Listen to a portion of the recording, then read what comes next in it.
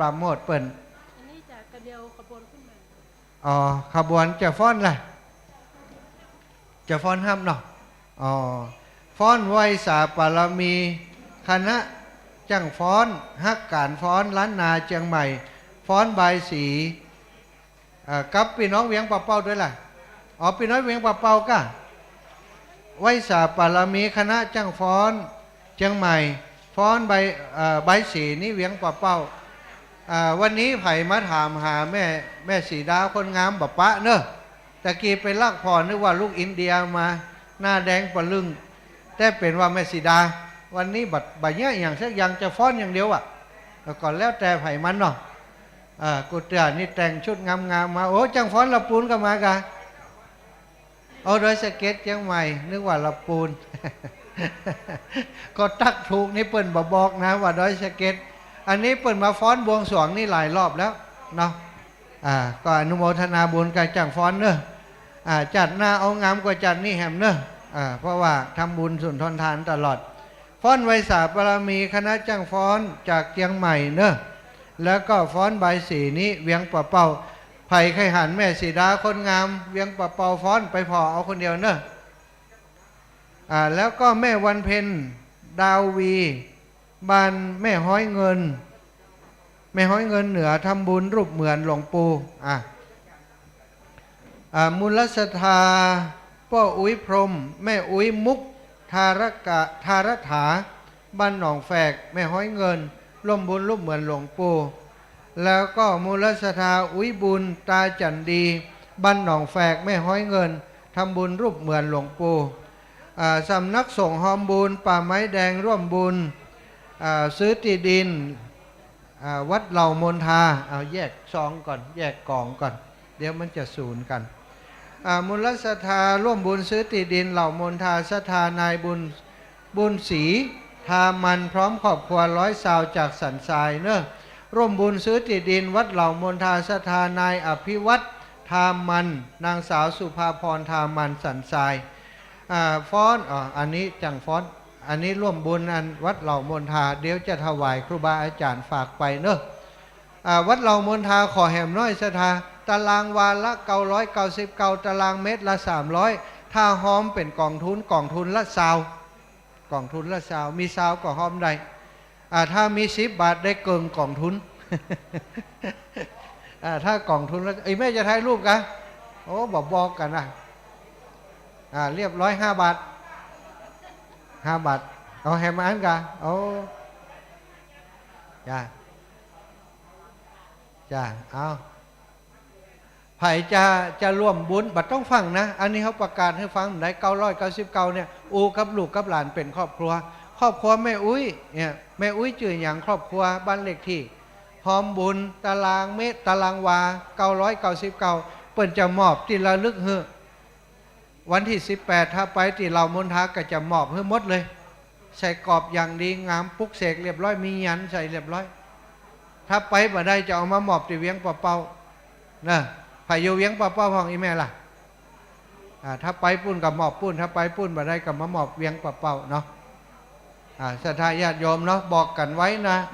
หอมบุญที่ดินนี้ได้บุญยิ่งใหญ่ไพศาลเนอะเพราะว่าเปิ่นจะสร้างวัดสร้างวาสร้างศาสนสถานพระพระเจ้าสร้างโบสถ์สร้างวิหารที่หัน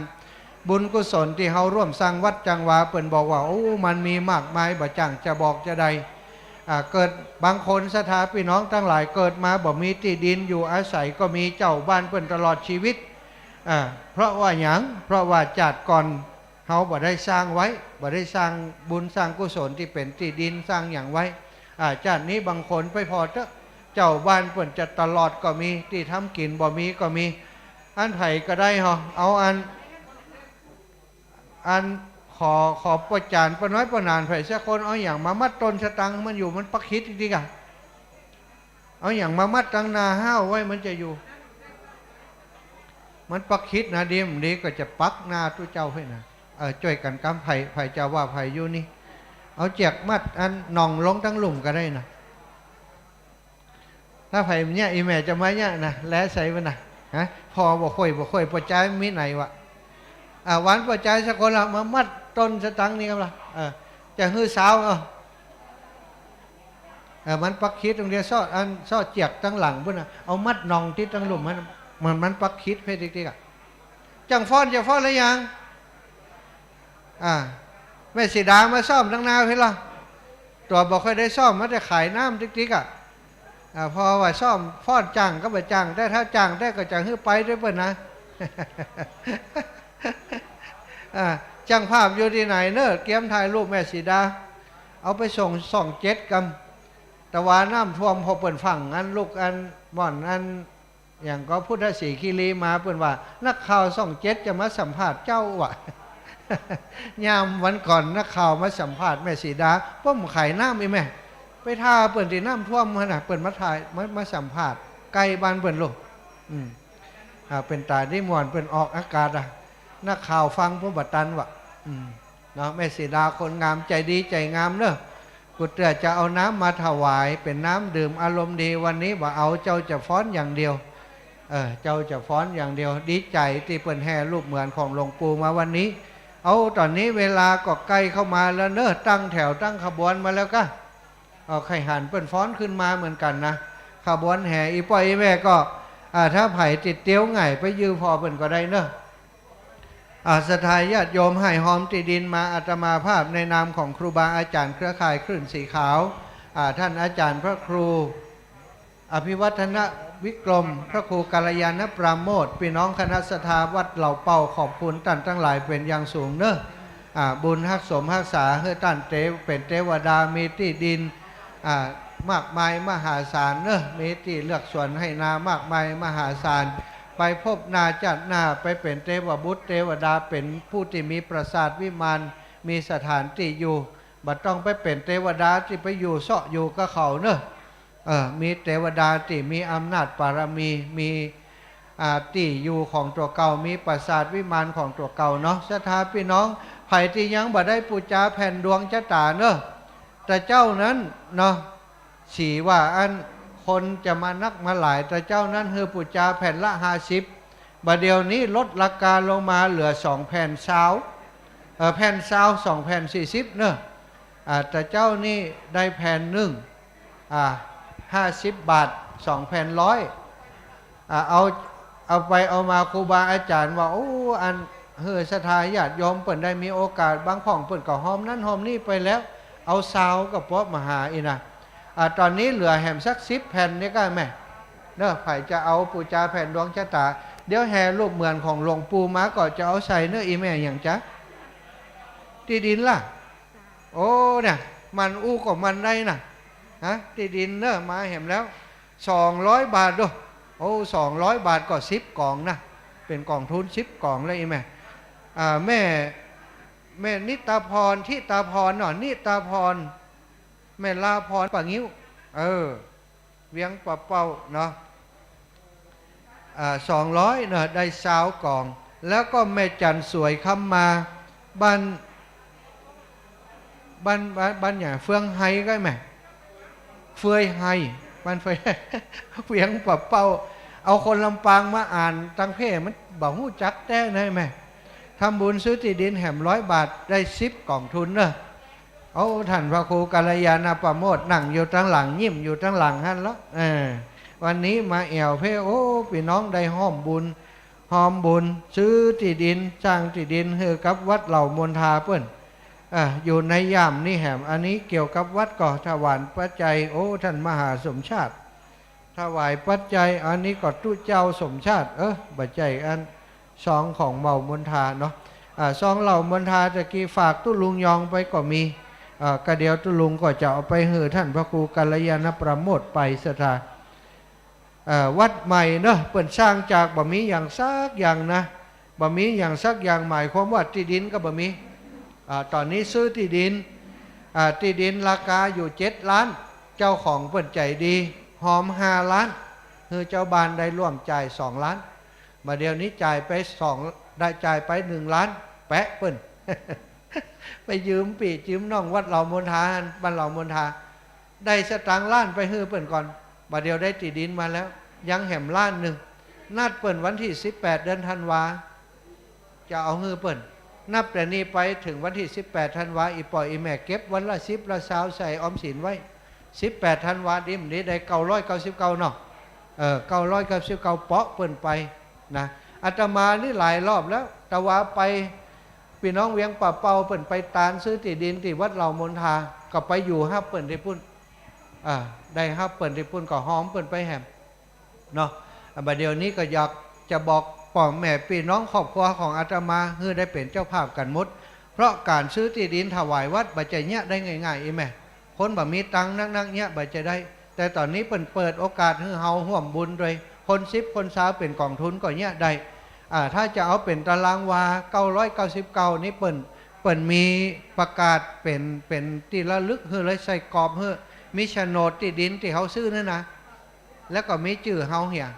วันเดือนปีที่เปิ้นฮับนั้นมีแผ่นยันโดยมอบเฮือตั้งแต่วันที่18ธันวาจะมอบเฮือเนอะแล้วก็300ก็ได้300ก็จะได้อันน้อยถ้า900มันก็อันใหญ่น้อยอีกถ้าเช้านี่บ่มีถ้าเช้านี่บ่ได้เป็นกองทุนไปรวมเปิ้นไปเนาะคนเฮามันบ่เท่ากันบางคนมีนักบางคนมีน้อยบางคนเป็นมีน้อยก็หอมน้อยไปอีกหอมน้อยไปเดี๋ยววันนี้ในอำเภอถึง2อำเภอถ้าจะได้คนละตารางวาอยู่นะ ถ้าใดในอำเภอนี่จะให้ท่านพระครูกัลยาณปราโมทย์ไปปั่นปอนจะไปเดินจากศาลเจ้าแม่นางแก้วโอ้ตุลุงจะไปเดินพุ่นล่ะโอ้ฮะทดสอบพลังขากะตะกี้เดินแล้วรอบเอาแหมรอบนิมนต์ตุลุงเอาบุญได้กันเนอะนิมนต์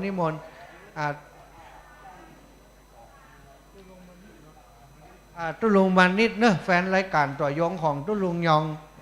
ทุกวันเป็นโทรไปจอยกันทุกวันวันมีข่าวงานบุญดีๆบอกให้กันประจำเนาะครูบาอาจารย์เปิ้นเนอะศรัทธาพี่น้องพี่น้องตั้งหลายคนนั่งพ่อหน้าเฮาเนาะเพราะว่า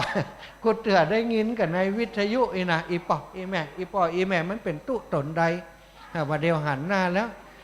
หลายคนมาหันเฮาแล้วผิดหวังซะท่าเอามาแล้วอาจารย์พออีกเนอะศรัทธาใครมีข้าวตอกดอกไม้ไปยืนเรียงแถวได้นื้อรูปเหมือนแฮมาแล้วตอนนี้ยืนไป2แถวเนอะเต้บุตรแถวเต้ร้าแถว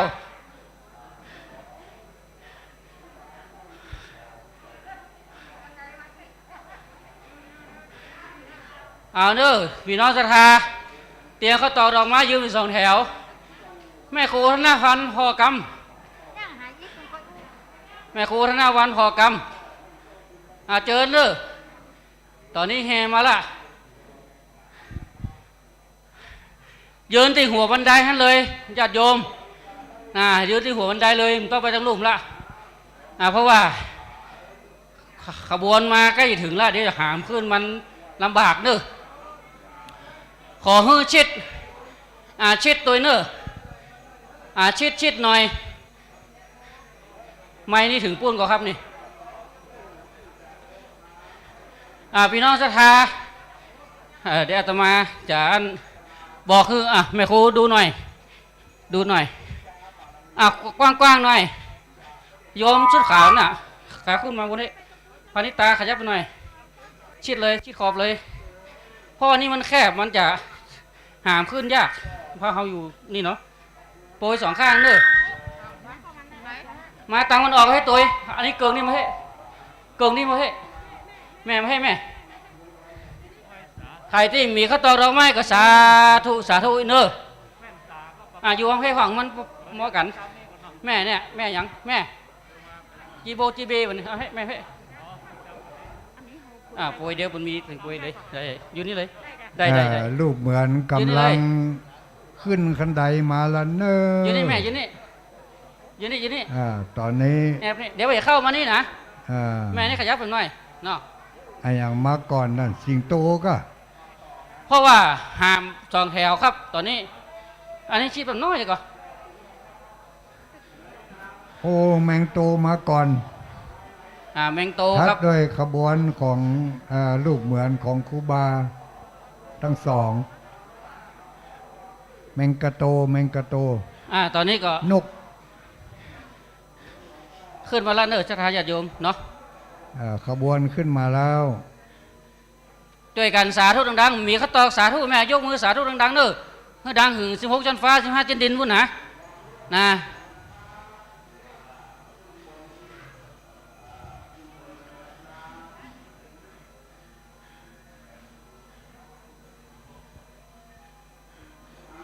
เจิญปกำนั้นก็หลวงเขานายทับตัวทับลูกหลุมหมุนหลวงปู่ตัวมีการบันทึกภาพตัวนะครับท่านนายอำเภอไปไหนล่ะเจิญนายอยู่ทางหัวให้เลยนายอำเภอกำนันผู้ใหญ่บ้านเจิญมารับรูปเหมือนหลวงปู่ตัวเนาะ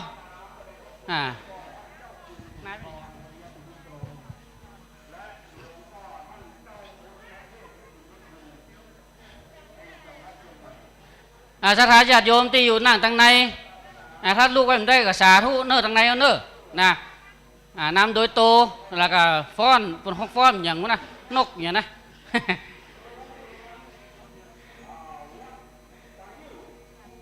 ตอนนี้สารูปเหมือนครูบาเจ้าเดินทางมาแล้วโดยการนำของพระเดชพระคุณหลวงพ่อท่านพระครูนิวิศาสกรเจ้าทุกรูปทุกตนนะครับขึ้นมานั่งบนศาลานะครับก็เดี๋ยวถ้าหูปมาเหมือนมาเขาก็จะได้เจยันโตนะครับนิมนต์ครับนิมนต์ครูบาอาจารย์ขึ้นส่งบนนะครับเดี๋ยวถ้าหูปเหมือนขึ้นมานี่เขาจะได้สวดเจยันโตนะครับนิมนต์ตอนนี้การแห่รูปเหมือนพระเดชพระคุณหลวงปู่พระเทพวิสุทธิคุณอดีตเจ้าคณะอำเภอสะเก็ดรูปเหมือนพระเดชพระคุณหลวงปู่พระสุนทรปริยัติวิกรมอดีตเจ้าคณะอำเภอเวียงเป้าได้ขึ้นมาถึงม่อนพระศรีสองเมืองนำโดยพระเดชพระคุณหลวงพ่อ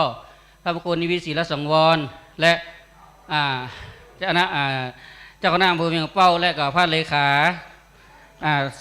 ของจังหวัดเชียงใหม่นะครับขอโทษทีมได้ทราบตินานามนะครับนิมนต์ขึ้นข้างบนเลยครับครูบาอาจารย์พระสงฆ์เจ้านิมนต์ขึ้นข้างบนเลยนะครับนิมนต์นะครับตอนนี้พานดอกไม้น้ำส้มปล่อย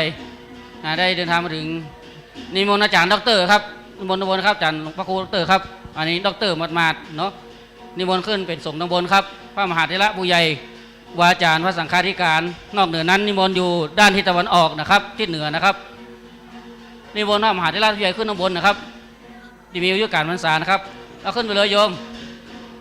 ขึ้นไปเลยเอาขึ้นไปเลยตุงแวดไปทางขวามือแวดไปทางขวามือส่วนตุงแวดไปทางขวามือแวดไปทางขวาเลยเอาไปอิงเลียงพระธาตุไปเลยแม่ทางวันออกกว่าทางพุ่นด้านพุ่นด้านพุ่นด้านพุ่นเนอะเอาเลียงกันเลยธงชาติธงธรรมจักรตุงเดินบนขวาเลยตอนนี้ลูกเหมือนครูบาอาจารย์ทั้งสองรูปสองตนสององค์ได้แห่เดินทางขึ้นมาตั้งบนนี้แล้วด้วยความปิติยินดีศรัทธาญาติโยมเฮาสาธุเนอะสาธุสาธุสาธุโดยบุญบารมีครูบาอาจารย์ถึงได้มีวันนี้นะครับโดยบุญบารมีและคำคิดที่เปิ่นได้คิดห้ามตามสร้างไว้ถึงได้มีวันนี้เจอขึ้นข้างบนเลยหลวงปู่บ่ได้เอาลงข้างล่างก่อนก้อยเนอะไอเนอะก้อยก็อินดูนะแกเนาะ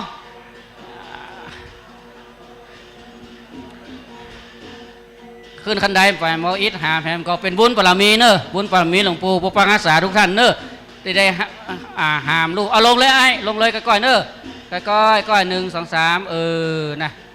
สัพพโทนหุบได้เลยสัพพโทนหุบได้เลยเก็บได้เลยเอาไม้ออกก่อนป่าวะเอาไม้ออกก่อนบ่เอาไม้ออกบ่เอาไม้ออกบ่ครับ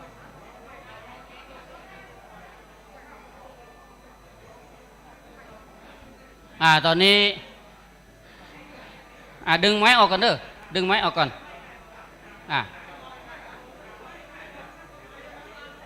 อาจจะหาไม้เอาต้องออกเตือนวะนิมนต์ครูบาอาจารย์ขึ้นมาตำบลนะครับกับเดียวถ้ารูปเหมือนเปิดขึ้นมาเขาจะได้เจยันโตนะครับนิมนต์ครูบาอาจารย์ขึ้นบนครับนิมนต์ครับอาจารย์พระครู นิมนต์หมุนตอนนี้ลูกหมวนขึ้นมาแล้วเนอะจะทาญาติโยม ชยันโตโพธิยาโมเลสักยานันทิวาตโนเอวังตวังโยโหหิจยา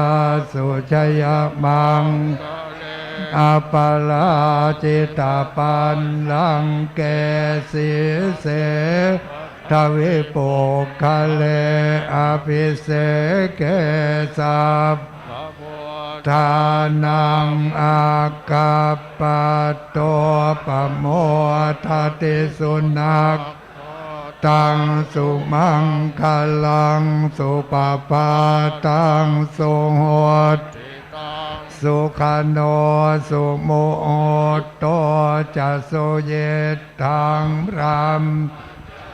ริสุปทากินังกายกรรมังวาจา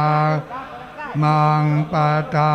กินังปทากินังมโนมังปเนติเตปทากินังกินานิกตวานละปันเตปาทากิเนสาธุต่อไปเชิญพิธีกรจะทำอะไรต่อไปตอนนี้ลูกเหมือนได้ปฏิสถานบนศาลาวัดศรีสองเมืองแล้วนิมนต์ครูบาอาจารย์นะครับลูกโตนุองค์ครับนิมนต์ขึ้นครับอาจารย์ดรครับนิมนต์ครับนิมนต์ขอเป็นบุญบารมีด้วยกันครับ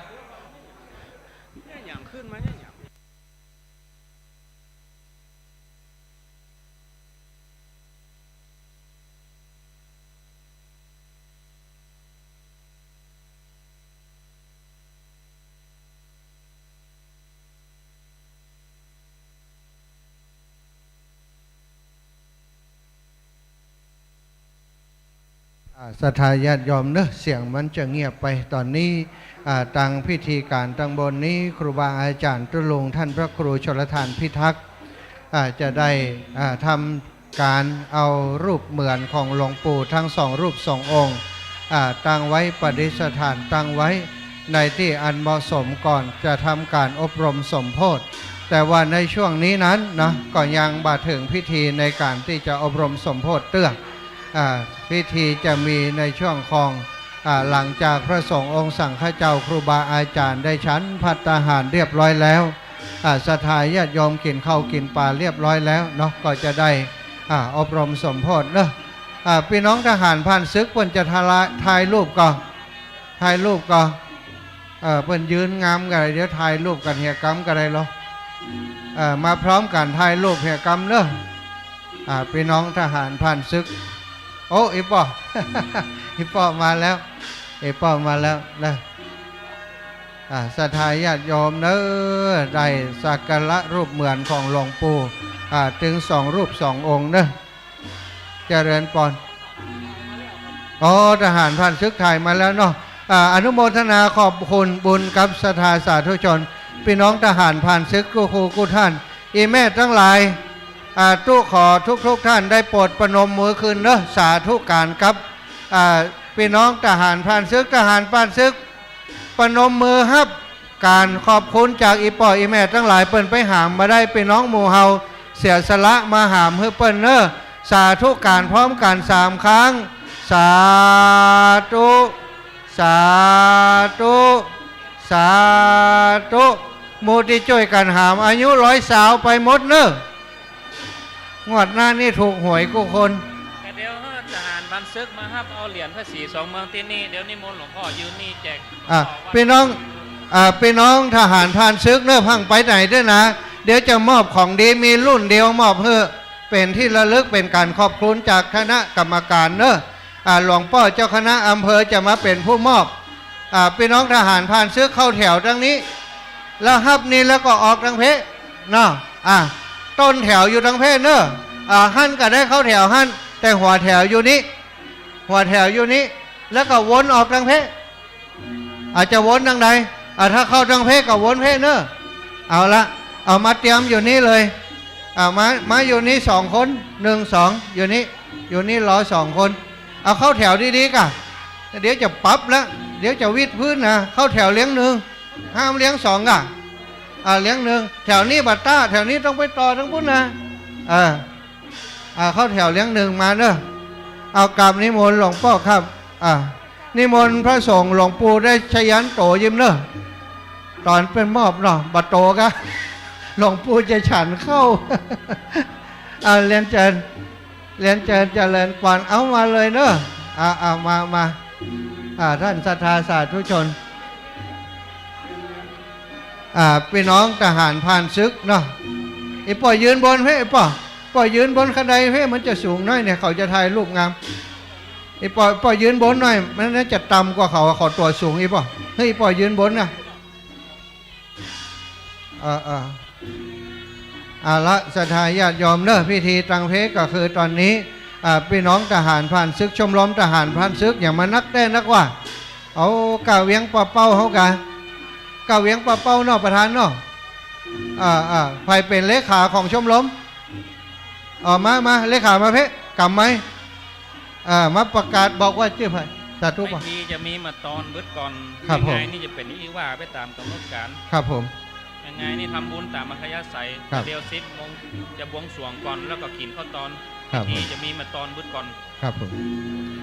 พิธีการต่างๆจะมีเมื่อตอนเพื่อนเนอศรัทธาญาติโยมตอนนี้นะ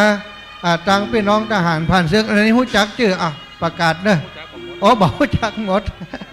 มาควบคุมอยู่นี่มากี่นายวันนี้มาประมาณ70 นายเนาะชมรมทหารผ่านศึกเวียงปะเปา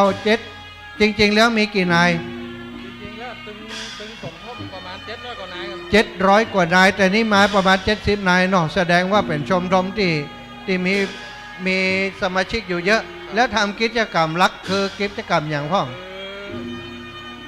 ส่วนมากก็ร่วมพิธีงานต่างๆครับบอกว่าตั้งศาสนาบอกว่าตั้งราชการในอย่างส่วนราชการส่วนประชาชนเขาก็ไปครับส่วนประชาชนช่วยกันได้ทุกอย่างเนาะอันนี้เปิดเอาชมรมทหารผ่านศึกมาเป็นเกียรติวันนี้ดีใจก็ดีใจมากครับดีใจเนาะโอ้หันชมรมทหารผ่านศึกแต่ละคนนี่นะแข็งแรงยังออกกำลังกายกันประจำเนาะมีไฟไหม้น้ำท่วมยังไปช่วยเป็นก็ไปช่วยเป็นอยู่เนาะดีแล้วก็สมาชิกของชมรมมีเจ็บเป็นเย็นอุ่นได้ช่วยเหลือก็ช่วยเหลือครับช่วยเหลือกันโยกเพราะว่าตั้งขึ้นมาเพื่อดูแลกันเมื่อยามเจ็บป่วยและเสียชีวิตครับอันนี้ก็เป็นหลักการสำคัญเนาะถ้าเขาบาดจ่วยกันในกลุ่มเดียวกันก่อนนี้บางแต่เป็นรับใจจัดมาจัดเมินแต่ว่าพอเกษียณมาแล้วก็บ่มีคุณค่าอย่างแล้วบ่มีการช่วยเหลือกันมันก็บ่ดีเนาะรับใจจัดมาแล้วอย่างน้อยก็ได้ช่วยเหลือกันเนาะทำกิจกรรมกันทุกปีเนาะจะทำพระป่าบ่ได้บอกครูบา40,000เนอะครับผมครับทำพระป่าหาทุนเข้ากองทุนช่วยเหลือกันเนาะก็ขอบคุณในนามของครูบาอาจารย์กำหนดการตอนเจ้านี้เนอะอีปอยอีแม่พิธีตั้งสงฆ์พิธีปลุกเสกเฉลิมสมโภชยังบ่ทำตอนเจ้านี้เตอเพราะเวลามันกระชั้นชิดก็ทำพิธีไปมันจะบัดแล้วตอนนี้จะทำการบวงสรวงเทพยาดาฟ้าดินเหี่ยก่อนซึ่งจะบอกให้เจ้าจาตุโลกบาลทั้ง4เรียบร้อยแล้วก็จะถึงเวลาเพลก่อนนิมนต์พระสงฆ์องค์สังฆเจ้าฉันเพลก่อนจากนั้นก็จะให้ปล่อยแม่กินข้าวตัวเจ้ากินข้าวแล้วสถาบ่ได้กินหิวข้าวทำพิธีบ่ได้เห็นปะเขาบอกฟังเนาะกินข้าวกินปลาอิ่มดำสำราญเบิกบานจิตใจแล้วก็ประกอบพิธีการอบรมสมโภชเหมือนกับการปลุกเสกอย่างเงี้ยสถาอบรมสมโภชเรียบร้อยก็พิธีก็ดำเนินการไปเป็นตามลำดับเนาะท่านประธานในพิธีท่านนายอำเภอจะมาจุดธูปเทียนต่อจากนี้จะเป็นการฟ้อนใบสีใช้เวลา6 นาทีเป็นเขียนมาเฮือกับประกาศตามนี้เนาะฟ้อนใบสีของจ้างฟ้อนเวียงปะเป้าจ้างฟ้อนเวียงปะเป้ากับเจียงใหม่วันนี้มาฟ้อนเจียงใหม่ดอยสะเก็ดมาฟ้อนเนาะจ้างฟ้อนเวียงปะเป้าวันนี้เนอะเหรียญที่ได้ไปนั้นเป็นเหรียญมังกรมงคลตลอดถึงวันนี้ได้พายันหัวใจพระเจ้ามงกุฎพระเจ้าไปเก็บไว้ให้ดีนะบาเดียวเขาเซาะเนอะเขาเซาะนาเฉพาะแผ่นยันนั้นราคาหลักพันขึ้นไปแล้วไปหื้อหายสักเม็ดเนอะเก็บไว้ดีๆครูบาอาจารย์เพิ่นทำมาเพื่อจะ มอบให้กับศรัทธาญาติโยมแล้วก็ให้กับพี่น้องทหารผ่านศึกวันนี้ที่มาร่วมทำกิจกรรมกับครูบาอาจารย์พังกลับไปไหนเด้อเนอะวันนี้แต่งชุดอย่างเอี้ยคอยดูแลคุ้มกันภัยกันอยู่ที่นี่แล้วก็เดี๋ยวจะกินข้าวกินปลาด้วยกันขอบคุณหงตาลเนอะครูบาอาจารย์เจ้าตลอดถึงศรัทธาญาติโยมทุกหัววัดที่เปิ้นเอาหงตาลมาร่วมบุญร่วมกุศลกันในวันนี้เอามาถวายครูบาอาจารย์ให้ได้ฉันเพลด้วยกัน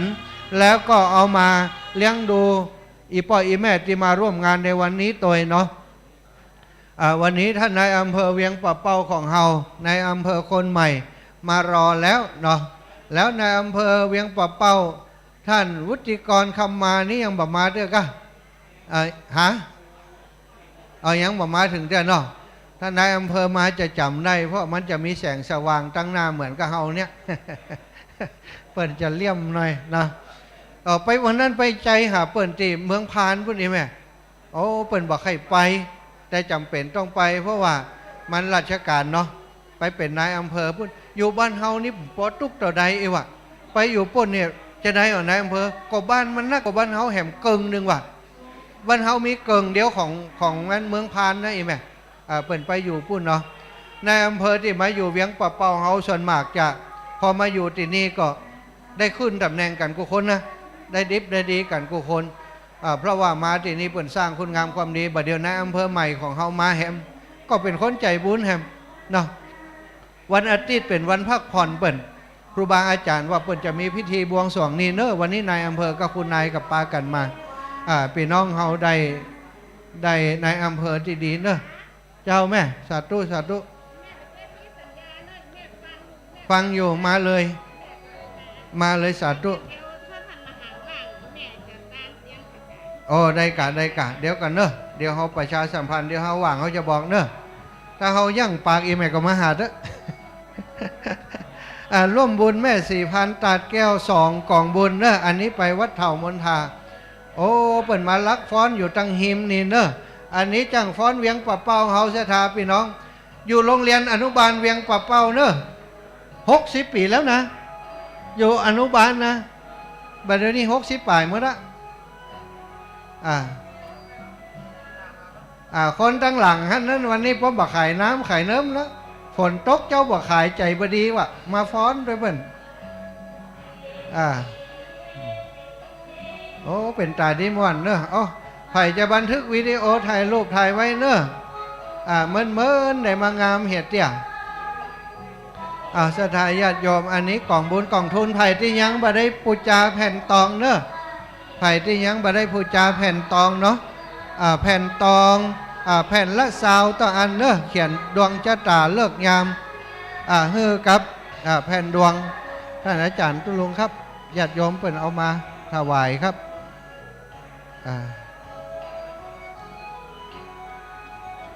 ศรัทธาญาติโยมเด้อไผ่ที่ยังบ่ได้ปูจาแผ่นตองกำเตือนแล้วไผ่อยากจะร่วมบุญตันพระป่าของหลวงปู่ถึง2 รูป 2 องค์พระป่ามีอยู่2 ต้นพระป่าของหลวงปู่พระเทพวิสุทธิคุณครับหลวงปู่พระสุนทรปริยัติวิกรมแล้วก็อันแผ่นดวงเนาะแผ่นดวงเจ้าตานะปกติ99 บาทบัดเดียวนี้เหลือ20แต่อันเนอะไผ่ยังบ่ได้ปูจาตอนนี้มีเวลาก็มาคือครูบาอาจารย์เปิ้นเขียนท่านครูบาอาจารย์เสาแก้วอยู่ที่นี่เปิ้นมีคาถาอีปล่อยแม่บ่ต้องเขียนคนเดียวก็ได้มาใจเปิ้นก็ได้เนอะมาปูจาที่อาจารย์นี่คนทั้งหลังเนี่ยบัดตันเปิ้นคนที่บ่ค่อยฝึกเขาจะให้อยู่ทั้งหลังอีแม่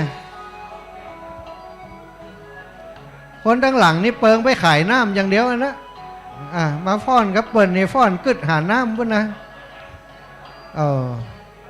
โอ้ไข่หานเปิ้นอายุ15 16ไอ้เนาะพอบ่าวเปิ้นจะเมาปานใดนี่ฮะสาวนี่นะขนาด60 70เปิ้นยังถาดการล้ำอ่อนช้อยงดงามศรัทธาวันนี้เป็นถวายเป็นพุทธปูจาและปูจาคุณของครูบาเจ้าหลวงปู่ถึง2 รูป 2 องค์เนอะอนุโมทนากับแม่วันหน้าก็จะได้เป็นนางฟ้านางสวรรค์เนอะ การได้การรำเป็นศิลปะวัฒนธรรมท้องถิ่นภาคเหนือของเฮาไผ่จะฮื้อรางวัลกับน้องๆอนุบาลเวียงป่าเปาเนอะชะดาเอามามอบฮื้อใดเนอะเป็นกำลังใจฮื้อคณะจ้างฟ้อนเวียงป่าเปาจ้างฟ้อนเชียงใหม่มาแล้วเนาะเจ้าอยู่ไหนบ่ฮู้แม่ตะกี้จังฟ้อนเชียงใหม่ยังไม่ได้ฟ้อนกันได้ยังฟ้อนอะไรยังยังไม่ได้ฟ้อนโชว์กันได้เนาะโอ้ตั้งหลังไปฟ้อนนี่เปิ้นนี้อย่างพุ่นนะของตัวไปเจ็ดได้เหรอโอ้แหมหลายแล้วเหรอโอ้ไปลู่ดนตรีเปิ้นน่ะข้างเตี้ยกะเขาไปถ่ายรูปทั้งหลังเปิ้นหมดอ่ะ เปิ้นเป็นตาดิม่วนจังฟ้อนนี่นะฟังเสียงดนตรีก็ฟ้อนได้หมดอ่ะ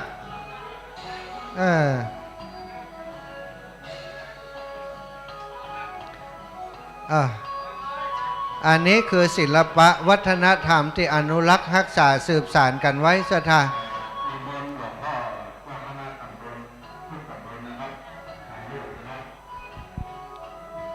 นิมนต์ตำบลเนอะหลวงพ่อเจ้าคณะตำบลเนอะเอาตำบลก่อนนะหลวงพ่อเจ้าคณะตำบลแม่เจดีย์อยู่ทางใดแม่เจดีย์1แม่เจดีย์2ขึ้นไปเนอะหลวงพ่อเจ้าคณะตำบลของผมครับของผมอยู่ไหนเด็กกี้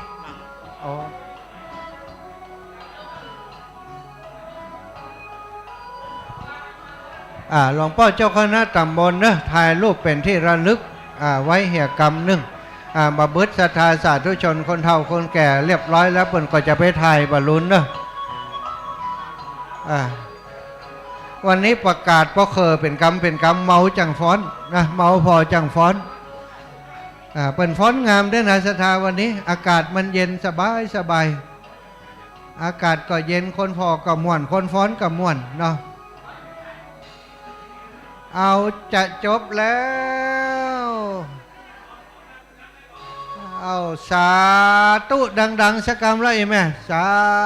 ธุโอ้ยังมีอยู่กะโอ้หลำเหมือนมั้งโอ้เป็น2 ชุดต่อกันเลยรู้นี่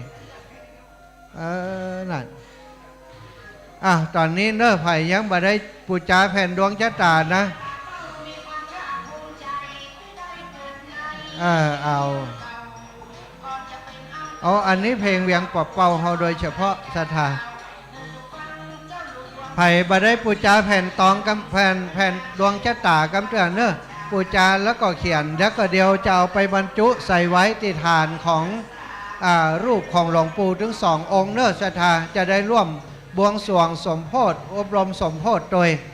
แผ่นดวงชะตาของศรัทธาพี่น้องก็จะได้เข้าในพิธีอบรมสมโภชโดยเนอะมาปูจาเอาใดเนอะประเดี๋ยวนี้จะเปลี่ยนเสียงแล้วนะจะเฮือปีอายอาตมาตุลุงได้อุเรจ่าพ่องคอแห้งแล้วใครกินน้ำฮ้อนแล้วเนอะ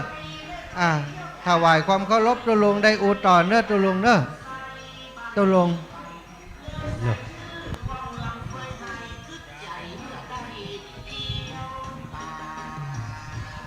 ขอถวายความเคารพ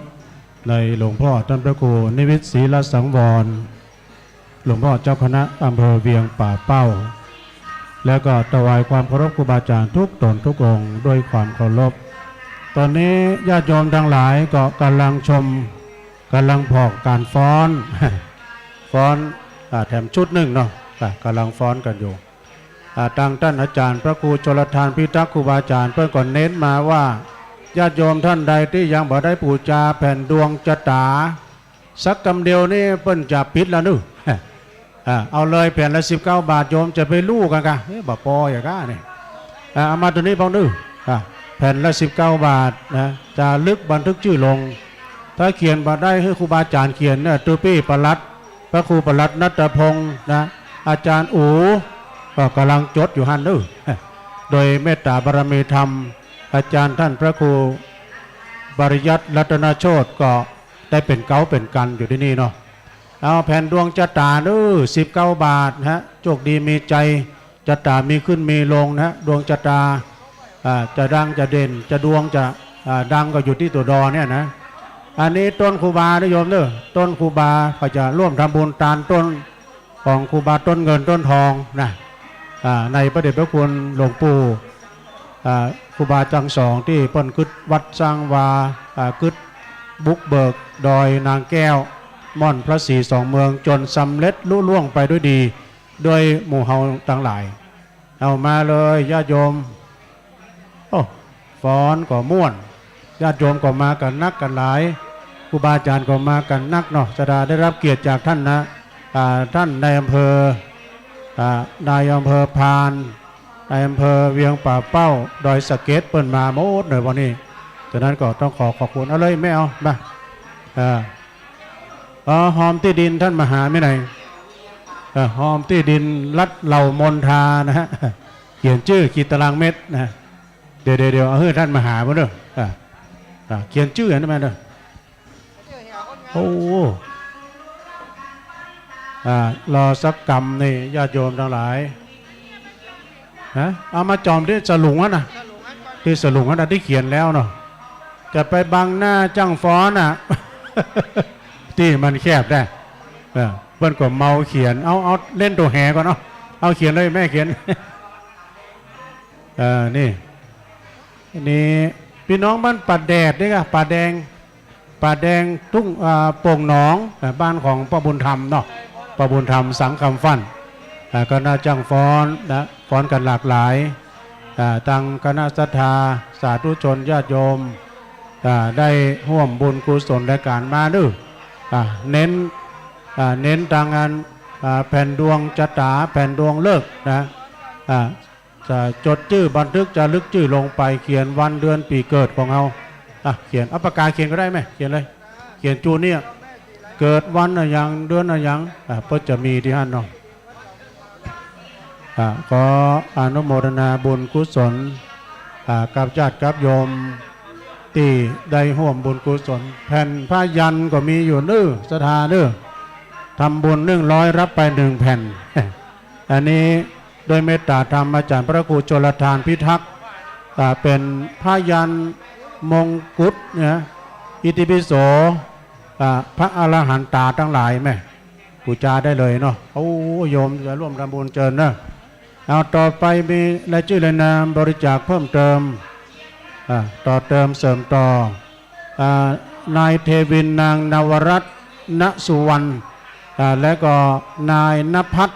นางสาวรัตนฤทัยนะสุวรรณเนาะร่วมทำบุญมาดับ1-2เอากีบหีบเลยแล้วก็ยังมีเพิ่มเติมนายศรียนต์นางกุลดาพร้อมด้วยครอบครัวร่วมทำบุญแต่1-2เนาะเอาตบมือหน่อยพูดโอ้เน็ตแต่เด้ออันนี้เปิ้นตั้งอกตั้งใจมาฟ้อนจะไปฟังไปทางใดเด้อเดี๋ยวจะเอาสักรอบจ้ะอันนี้ก็มีเพิ่มเติมนายณัฐพัฒน์โพธิสิทธิ์นี่ก็เพิ่นเขียนวัดไปหน่อยนางจิราพรก็แล้วก็รวมทำบุญ200 บาทอันนี้ซื้อที่ดินเหล่ามนทารามท่านมหาอันนี้เพิ่นซื้อที่ดินอารามใหม่นะวัดเหล่ามนทารามป่าเป้าเหล่าเป้ามันจะเวียงป่าเป้านะเหล่าเป้าเอาแล้วแต่ฟ้อนดอกแล้วแต่ผายก็ดอกไม้เอาดนตรีมิวสิกพร้อมปล่อยเพลงเลยโมนนาเนี่ยโอ้พี่ยายใจหัวหอกออกมาแล้วเจริญพรได้กินได้ทานด้วยกันยินดีหนักสถานเนาะแม่ปักเลยแผ่นดวงจตาหรือบรรณักแล้วนะโยมลุ้นมันเสี่ยงเลยนะก็เดียวก็จะบรรจุแล้วนะถ้าว่าสงสัยอันใดอย่างใดก็ดีสอบถามที่พระเนรเนาะที่ท่านพระครูปลัดณัฐพงศ์ก็ดีนะอาจารย์อู๋จากวัดปากทางเจริญนะหรือว่ามารับพระยันที่ท่านพระมหาเสาแก้วท่านพระครูปริยัติรัตนโชตินะหอมเต้าใดไม่เอาจอมด้วยสลุงเงินซึ่งสลุงทองให้นั่นแม่เอาจอมท่าน เวลาเที่ยงบ่ายโมงเนี่ยเพิ่นจะบรรจุแล้ว ก็เดี๋ยวเปิดเพลงเลยเนอะน้องเนนตะวันอีแม่ยืนบนขาแข็งแล้ว เอาละตอนนี้ฝอนผายเขาตอกดอกไม้เด้อนี่ตรงไหนแม่ครูเจียง ฟ้อนเชียงใหม่ ช่างฟ้อนเชียงใหม่ หน้าฮักการฟ้อนล้านนา ท่านคณะฮักการฟ้อนล้านนา เฉลียว แม่ครูเฉลียวแต่กี้เพิ่นเขียนนี่จะดีทุกลุงไปอันนี้ขอบคุณแม่ครูเฉลียวเนอะที่เพิ่นเอาลูกศิษย์ลูกหาและเพิ่นก็มาฟ้อนโดยนะฮักการฟ้อนล้านนาเชียงใหม่ โดยแม่ครูเฉลียวเดี๋ยวเพื่อจะพระผายเขาตอกดอกไม้ อันนี้ฟ้อนดอกนะที่ดินมีฮะที่ท่านมหาไปด้วยผายจะซื้อที่ดินก็ที่ท่านมหามีหลายมหาเสาแก้วมหาสมชาติมหาชัยวัฒน์บ่ใช่ตุลุมใช่มหาดู ไม้นี่แบงค์ไม่นี่ดูญาติโยมทั้งหลายร่วมกินร่วมทานร่วมทำบุญสำหรับขึ้นสีขาวที่ดอยนางแก้วมีการมีงานครั้งคราใดคนนักอีแม่ได้พอกันว่ำไข่คนหลายได้เนี่ยอาจารย์โตก็มาแล้วนะท่านพี่นานโตพ่อหลวงด้วยนะเปลี่ยนถึงพ่อหลวงเปลี่ยนถึงพ่อหนานเปลี่ยนถึงมัคคณายกด้วย เอาฮับของดีที่ท่านมหาเสาแก้วลุ้นได้โยมเนอพาย่ำได้แผ่นดวงจตาแผ่นดวงเลิกก็มาได้เลยเนอในโอกาสในตอนนี้ได้รับเกียรติจากท่านในอำเภอเพิ่นก็เดินทางมาถึงแล้วนะโอ้ตะกี้เพิ่นแห่กันขึ้นมาเนี่ยเป็นทุกอลังการขนาดเนาะอิดก็อิดหิวก็หิว มันขึ้นดอยเนาะก็เดี๋ยวฝนโตเตรียมตัวเนอฝนโตทัดต่อไปว่าพี่น้องไตฝนเล็บก่อนนะฝนโตพิษหายก่อนแล้วกันเนาะ พี่น้องไตเนอะเกมเนอะไม่สุงค่าก็ประกาศรายนามบริจาคเพิ่มเติมนะฮะศรัทธาญาติโยมทั้งหลายคณะจ้างฟ้อนใบสีนะฟ้อนใบสีฟ้อนขันดอกอันนี้ก็ฮักการฟ้อนเชียงใหม่ล้านนาแม่ครูว่าจะยาวน้อย6 นาทีว่ะมีการฟ้อน6 นาทีได้รับการประสานงานจากแม่ครูธนวรรณชัยวงศ์โดยนะวันนี้ก็ขอเชิญได้นะ วันนี้โดยเมตตาบารมีธรรมครูบาอาจารย์ท่านเจ้าคณะอำเภอรองอำเภอเจ้าคณะตำบลที่ลืมบ่ได้นะฮะท่านพระครูบวรธรรมาภิรามนะฮะเจ้าคณะตำบลแล้วก็เจ้าของเครื่องเสียงดังๆโดย เพื่อนได้เอาเครื่องเสียงมานะช่วยทุกครั้งนะถ้ามีการมีงานครั้งคราใดแล้วกราบขอบคุณในเมตตาธรรมท่านพระครูปัลลัดโดยนื้อเลขาเจ้าคณะอำเภอท่านได้เอาลูกเนนมาช่วยงานเสิร์ฟน้ำเพื่อครูบาอาจารย์ตัวแล้วก็ได้เอาโฮงตาลนะโฮงตาลมาด้วยมีโฮงตาลนะโฮงตาลก็มีขนมเส้นด้วยแล้วก็มีก๋วยเตี๋ยวด้วยต้องขอบคุณทางท่านพระครูปัลลัดวัดบางยิ้วด้วยนะเกษมนีกันเนี่ยมณีวันก็ร่วมทำบุญมาตัวแล้วก็จิรัชยาสุทธิประสิทธิ์สุขประสบสุขเดี๋ยวแล้วก็เด็กชายณัฐรัตน์นะแล้วก็มณีวันนางสุดารัตน์นครยศนะร่วมทำบุญด้วยแถม1 2แล้วก็บอลเต้าแต่นั้นก็มีเพิ่มเติมแถมนายมานิตนางศรีวัยโหระวันนะฮะร่วมทำบุญพระศรีสองเมืองแถม40 บาทเอาฮับของดีไปนะฮะแล้วก็นายวีรวัฒน์โหระวันนี่ค่ะโหราวันทำบุญพระศรีสองเมืองแถม40 บาทแล้วก็นายปิยวัฒน์ประกอบกิจนางสาวนัทพัฒน์โหราพรร่วมทำบุญแถม1 2นะขอบคุณเนอะอันนี้ใช่รายชื่อฟ้อนคณะฟ้อนนะฮะก็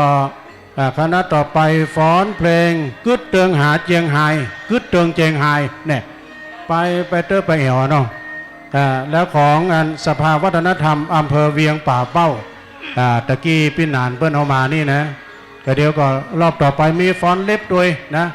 ปิดท้ายด้วยฟ้อนตัวของพี่น้องไตเนอะนะกำลังฟ้อนงามๆนี่ก็ฟ้อนอันยังนี่ท่านครูบา40,000นี่เปิ้นหูดีนะครับเนาะ ก็จังฟ้อนใส่ชุดต่างสี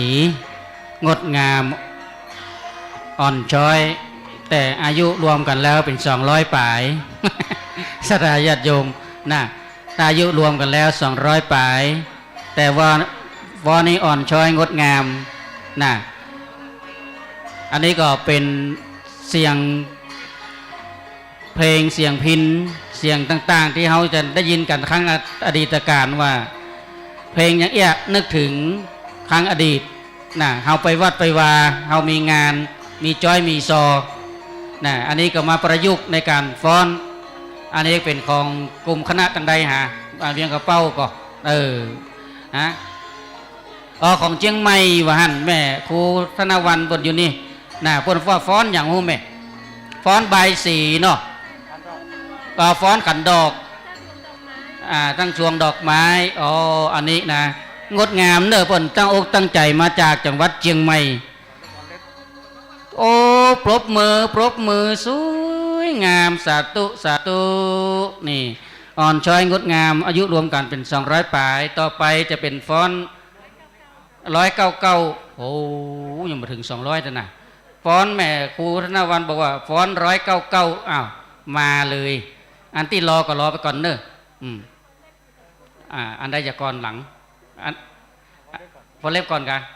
ฟ้อนเล็บก่อนนี่กะฟ้อนกึดตึงจังหายนี่กะป้อนนานวินเนาะเอาละเนอะอันนั้นก็สีแดงจ้ำเนาะงามงดงามสบายสีขาวจากชมรมสภาวัฒนธรรมอำเภอเวียงป่าเป้าปีนันนาคปนานวินเนาะอันนี้ก็ฟ้อนกึดเติงเจียงไฮ้บ่ฮู้ไปอยู่ที่ไหนมาบ่ฮู้กึดเติงหากะเจียงไฮ้กึดเติงเจียงใหม่พ่องเนาะต่อไปท่านจะได้รับชมมาทางหน้านี่มันได้เนาะมันหลายคนเนาะช่องมันแคบเอาทางปุ้นละก็ได้เนาะโอเคพร้อมแล้วก็เพลงขึ้นเลยด้านหลังเลยไหมต่อไปท่านจะได้รับชมการฟ้อนกึดเติงเจียงไฮ้จากสภาวัฒนธรรมอำเภอเวียงป่าเป้าซึ่งจังฟ้อนก็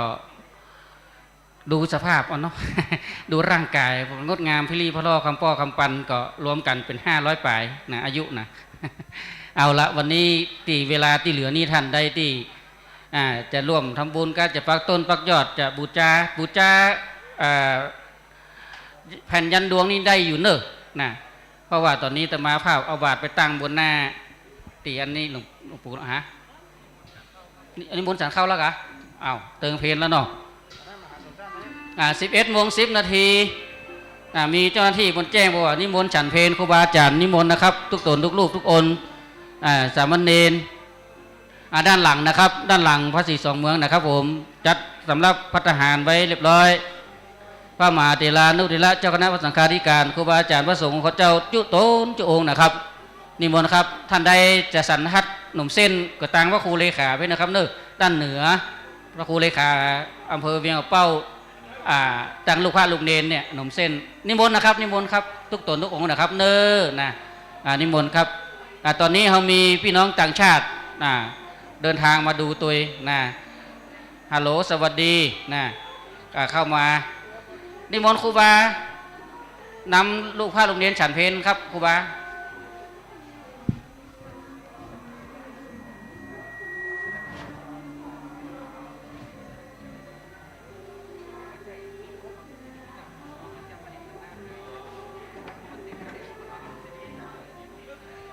ได้รับแจ้งว่าขนมเส้นติโต๊ะตีหนังพระทหารเพลแบบปอยังได้ให้มายิบเอาได้นะครับนิมนต์ครับนิมนต์จันลุงเจ้าตำบลครับฉันเพลก่อนครับนิมนต์ครับท่านได้ที่ว่างฉันแล้วก็มาเปลี่ยนกันทั้งเพลนะครับเนาะตอนนี้ก็พระทหารโยมเจริญพรเนอจะทำร่วมทำบุญนะเสียบไม้ได้2 ต้นเนาะมี2 ต้น2 องค์ตอนนี้ท่านกำลังรับชมการฟ้อนฟ้อนกึดเติงเจียงไฮ้เนาะเสียงเพลงน่าจะเล่งแหมหน่อยก็ได้เนอะนะ เพราะรู้สึกว่าจะเบาไปหน่อยนะเร่งเสียงทำหน่อยก็ได้นะตอนนี้นิมนต์ครับครูบานิมนต์ลูกพระลูกเน้นนะตอนนี้ก็ถึงเวลาที่พระสงฆ์ของเจ้าฉันพระทหารเพลในส่วนของครูบาอาจารย์ด้านหลังนะครับที่ได้ตัดสำหรับอาหารไว้นะถ้าญาติโยมก็เดี๋ยวสักครู่เนาะอาจจะมีอาหารอย่างญาติโยมได้รับประทานกันนะบนนี้ท่านใดที่ห่อมาก็เตงห่อเข้ากินกันทางบนนี้เนาะในส่วนของงานวันนี้ก็ที่เราลืมมาได้เนอะนะก็คือแผ่นดวงเนี่ยจะทายาทโยมนะจะเป็นดวงของเฮาชื่อของเฮาเอาไว้บรรจุฐานครูบาอาจารย์ถึง2 รูป 2 ตนนะที่โยมไปเอาพูดเลยบูชาพูดเลยโยมแล้วเขียนพูดเลยนะบูชาที่อาจารย์แล้วเขียนที่อาจารย์เลยโยมท่านหนึ่งต้องบูชา2 แผ่นเนาะเพราะว่าครูบาอาจารย์มันมี2 รูป 2 ตน 2 องค์ในส่วนของแผ่นดวงนี้เขียนชื่อนามสกุลวันเดือนปีเกิดเขาเกิดวันมาอย่างตรงกับวันอย่างปีอย่างเดือนอย่างพศอย่างชื่อนามสกุลเรียบร้อยเราจะได้ทำพิธีบรรจุได้ฐานหลวงปู่ทั้ง2 รูปเนาะอย่างที่เขารับทราบกันดีในส่วนของแผ่นดวงนั้นก็ให้บูชาแผ่นละ19 บาทพี่น้องศรัทธาเขาก็คนรับ2 แผ่น 2 แผ่นเพราะว่ามันมี2 ตน 2 องค์เนาะจะได้ร่วมด้วยช่วยกันในการที่เราทำพิธีตรงนี้รายชื่อของท่านดวงของท่านชะตาของท่านครูบาอาจารย์ก็จะนั่งประทับอยู่ตั้งปื้นก็จะเป็นสิริมงคลเพราะมหาเถระผู้ใหญ่นั้นอายุการพรรษาเป็นถ้ายังมีชีวิตอยู่นะมรณภาพก็จะเป็น100นะสถาญาติโยมจะเป็น100แต่หลวงปู่ที่มานี่ก็อายุ90 ปลายแล้วพระครูเขมาพิรามจบไปแล้วฟ้อนกึดตึงเจียงไฮ้โดยสภาวัฒนธรรมอำเภอเวียงป่าเป้าเนาะตอนนี้โตกันโตจะฟ้อนโตจะฟ้อนโตมามีไหนโอปุ้นสีเขียวปุ้นก็เตรียมพร้อมเนอะตอนนี้ใครจะฟ้อนใครจะทำกิจกรรมยังก็แจ้งมาได้เนอะช่วงเวลาที่เหลือนี้ใครจะทำบุญก็เจิญเนอะแผ่นตองโยมแผ่นดวงเนี่ยโยมต้องบูชา2 แผ่นเนอะไม่ใช่ว่าบังคับนะแต่ต้องบ่ได้ เพราะว่าคนมี2 ตน 2 องค์ 2 ลูกได้เสร็จแล้วทำพิธีเสร็จบรมวลก็จะได้อธิษฐานบรรจุใต้ฐานเลย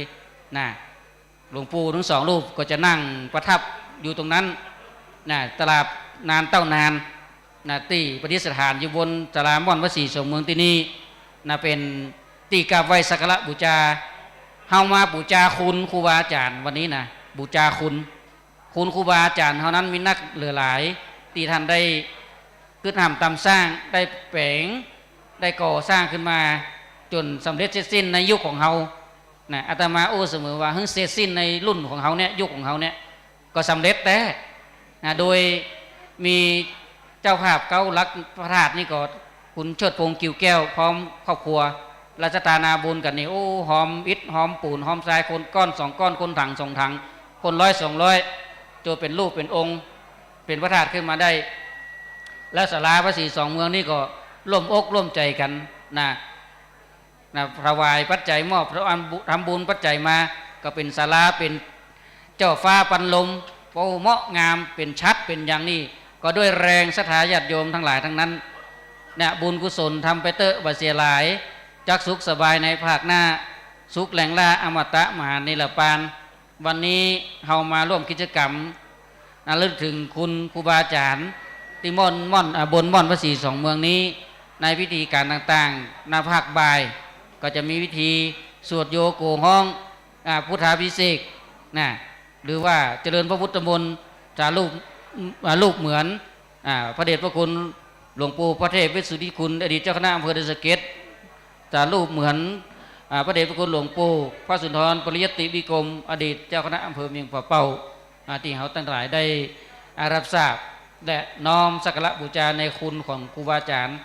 เจิญโยมจะบูชาเป็นดวง ปูจาแล้วเขียนชื่อนามสกุลวันเดือนปีเกิดพร้อมแล้วเอาใส่ไว้ในสลุงฮะบุตรครูบาอาจารย์เพิ่นจะได้เอาไปใส่ในบาตรเนาะก็เป็นบุญเป็นกุศลเป็นจิตเจตนาตอนนี้โตมาละโตตรงนี้ได้ก่อนหรือว่าตั้งข้างพุ่นนะตั้งข้างพุ่นบ่อนี่กีดก่อได้ก่อตรงนี้ก็ได้อ้าวถ้ามันบ่ได้ก็ข้างพุ่นไอ้นะวันนี้นี่นะเอามาจากวัดม่อนดอนสะเก็ดของครูบาค่ะเรามากับครูบาสาธุ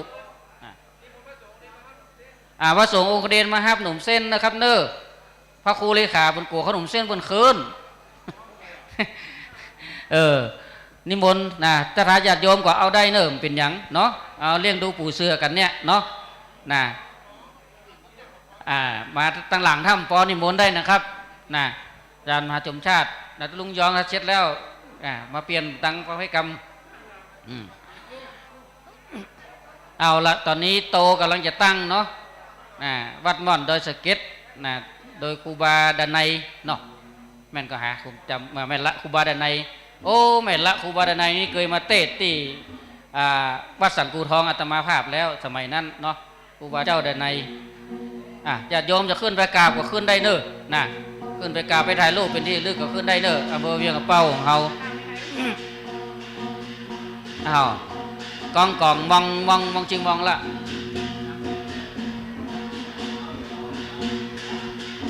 ได้ก็ยังร่ำเหลืออ่ะพระสงฆ์องค์เจ้าเนอะนะถ้าเอาไปให้ก็ได้นะ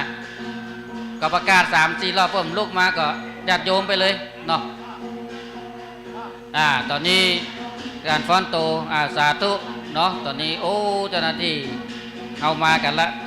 ลำดับเจ้าหน้าที่เดี๋ยวท่านนั่งก็ดูตามป้ายเนอะนะบางทีท่านก็บ่ฮู้จักชื่อนามสกุลนะตอนนี้กำลังฟ้อนโตเนอะนะถ้าทายาติโยมที่หันฟ้อนโตเอ็นดูวันนี้เนาะเตือมันใครได้ขนมไหมนะเอาสตางค์กินซื้อขนมกินเนี่ยนะโตนี่ก็ซื้อจ้างกันหรอกนะได้เนอะนะอันนี้เป็นของพี่น้องไตนะพี่น้องไตเขาซึ่งการวัฒนธรรมประเพณีศิลปะต่างๆก็หลายแขนงหลายตี้หลายต่างที่วัฒนธรรมนั้นสื่อออกมาการล้วนแล้วแต่รังสรรค์เฮานั้นได้หันว่าโอ้ประเพณีที่ทำแต่ละแขนงแต่ละนี่นะติแต่ละพื้นที่ภูมิภาคหรือว่าแต่ละชนชาติชนเผ่าเปิ้นก็มีของเปิ้นเนาะอันนี้ก็แจ้งความพี่น้องรับทราบตามนี้เนาะตั้งบนถ่ายรูปก็จัดแจงกันไปเนาะในส่วนของพี่น้องศรัทธาญาติโยมที่ได้มางานวันนี้รวมทั้งอดีตทหารพันศึกคนห้องอย่างสรทไม่ก็ว่ากำทูกนะก็หลายรูปหลายนายหลายผู้หลายนายหลายคนเนาะก็มาร่วมด้วยกันได้กำลังส่วนกำนันผู้ใหญ่บ้านเจิญตามระยะใส่เนอะเข้าป่าอาหารเนาะเฮาเต้ากันบดเดี๋ยวนี้นะ เฮาเต้ากันบดนะวันนี้เฮามากินข้าวบนดอยดอยม่อนวัดศรีสองเมืองวันนี้นะเอาละท่านพระครูพลทหารพิทักษ์เนอะนำเลิกเบิกชัยโอ้อินดูโตวะฮะดูโอ้ยังขยำให้นะโอ้หันนี่เป็นประเพณีเนอะท่านทายงท่านพระครูไปพลทหารพิทักษ์ตุลุงแดงเฮามอบพื้นโต240อายุ240 ปีเนอะ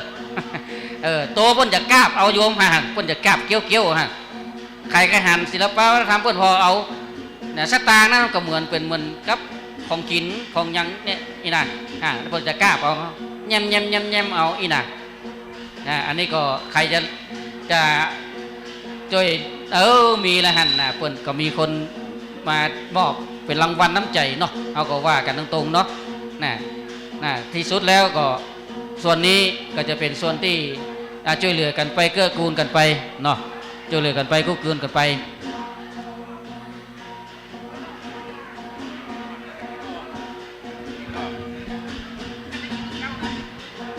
ท่านพี่น้องศรัทธาทั้งหลายโตที่กำลังเต้นพ่อประเดี๋ยวนี้ก็มาจากวัด ม่อน วัดสุวรรณคีรีตำบลหลวงเหนืออำเภอดอยสะเก็ดซึ่งตั้นพระธิการดนัยนันทธรรมิโก ก็ได้นำมาช่วยงานพระเดชพระคุณหลวงปู่พระเทพวิสุทธิคุณ ซึ่งเป็นอดีตเจ้าคณะอำเภอกระเดียวเขาจะได้พอกิงกะลาตอนนี้โตกำลังกราบเอาสตังค์เจอเนอร์ใครจะฮื้อรางวัลก็เจอเนอเจอเนอร์เจิญตั้นพี่น้องศรัทธาทั้งหลายไปกินข้าวตอนด้วยกันก่อนเนาะเป็นข้าวหนมเส้นเนอะวันนี้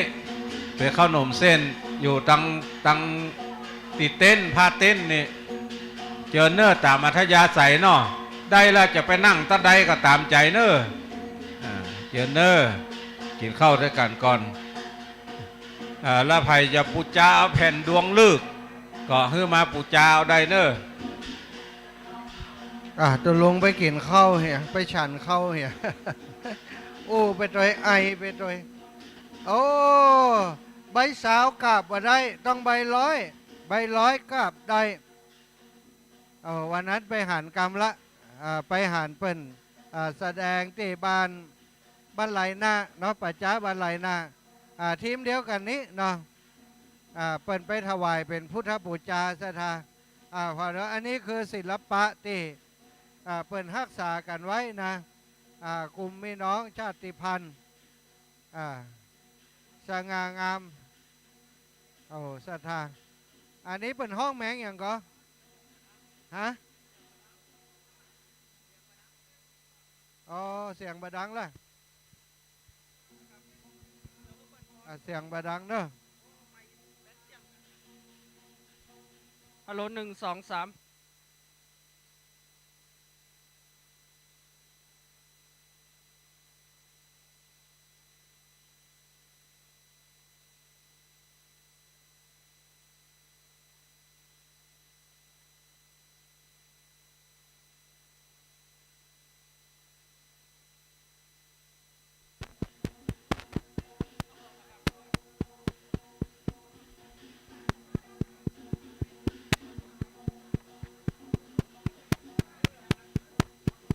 โล12โ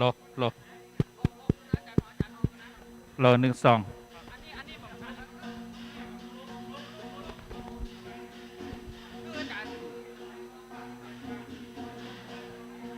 ตอนนี้ศรัทธาญาติโยมกำลังพอผลงานการดีลาในการฟ้อนนกเด้อของพี่น้องไตฟ้อนนกเก่งกีฬาของพี่น้องไตฮะทานไม้ทานไม้มีตั้งใดเครื่องเสียงนี่ดังก้อยไปเนอะทานไม้มีตั้งใดก็เอามาสมณเณรตะวันกันเนอะเอาให้ก่อน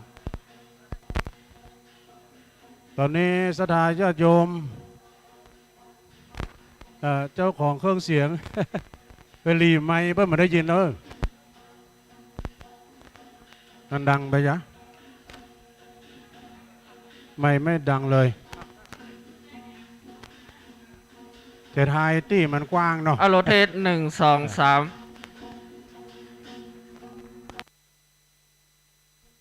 ตอนนี้เนอะศรัทธาญาติโยมไผ่บ่ได้กินข้าวกินน้ำกับเสื้อนะไผ่ห่อเข้ามาโดยกระเตะปั่นกันเนอะเอาอันนั้นเป็นห่อมาโดยเจริญปอนอันนี้จากทางใดอ๋ออีแม่สาธุแม่บุญรักษาเนอะเปิ่นฝากยามาเฮือตัวลูกเนาะยามณีรัตน์โอสถอนุโมทนาบุญอีแม่เนอะบักกับเดี๋ยวก็ร่วมพิธีก่อนนะร่วมพิธีก่อนเนอะพิธียังไม่ได้ทำอย่างครับเพื่อศรัทธาญาติโยมกระเดียวก็จะมีพิธีในส่วนของการอบรมสมโพธิเนอะเจริญพระพุทธมนต์อบรมสมโพธิรูปเหมือนของหลวงปู่ถึง2 รูป 2 องค์ก็เจริญพรศรัทธาญาติโยมอีป่อยอีแม่จะพังกรรมกับกันไปไหนเตื้อเอาได้เดินทางมาตั้งแต่เจ้าแล้วเนาะมาร่วมบุญร่วมกุศลด้วยกันก็จะได้มาหันพิธีกรรมพิธีการที่สำคัญจากนั้นเนาะก็จะได้ ทางครูบาอาจารย์มีของที่ระลึกมอบเพื่อกับอีปอยอีแม่หลายอย่างอยู่เด้อเจริญปอนอีแม่เอาเด้ออันนี้พระป่าของหลวงพ่อเจ้าคุณ2 รูป 2 องค์อีแม่ปักตนไรเลยนะครับเดี๋ยวมีฟ้อนหนึ่งหน่อยครับฟ้อน มีฟ้อนของแม่ละมิงเนาะ ไก่ลายต่อ ฟ้อนไก่ลายต่อแหมไก่ลายฟ้อนไก่ลายแม่ละมิงเนอะเอาศรัทธาญาติโยมตอนนี้พบกับตุลุงจะภาคตุลุงจะภาคฟ้อนกะเอาละศรัทธาเนอะไผ่ไปได้กินข้าวกินน้ำกำเตื้อนนะอีปอยอีแม่ตั้งหลายไปพอข้าวน้ำโภชนาอาหารตอนนี้มีขนมจีนขนมเส้นเนอะก็กำลังเอากันอยู่เนาะเอาไปเอาอาหารที่ห้องตาลคนเฒ่าคนแก่ที่เป็นลูกบ่ได้เนอะลูกหลานช่วยยกมาให้เปิ้นจิมไผ่นั่งใกล้ไผ่ดูแลกันเนาะดูแลร่วมโดยช่วยกันดูแลกันพี่น้องไตได้วันนี้มารำเป็นพุทธบูชาคุณของครูบาอาจารย์เอาแมงอะไรอย่างก็เป็นว่าตะกี้สิงโตแมงอะไรอย่างฟ้อนโตอีเนาะของพี่น้องไตกับอันฟ้อนกิงกะลาบัดเดี๋ยวนี้ฟ้อนอะไรอย่างแฮมแม่ละมิงแม่ละมิงฟ้อนเข้าเพลงแม่ละมิงเนอะจ้างฟ้อนจากคนชมรมฮักการฟ้อนเชียงใหม่เลือกคนงามๆที่สุดมาฟ้อนวันนี้โอ้แม่ครูงามเหลือเปิ้ลมาได้ฟ้อนกับเปิ้ลเป็นคนอำนวยการเป็นคนจัดการจัดงานพอฟ้อนไปโดยศรัทธาฟ้อนแม่ละมิงฟ้อนแม่ละมิง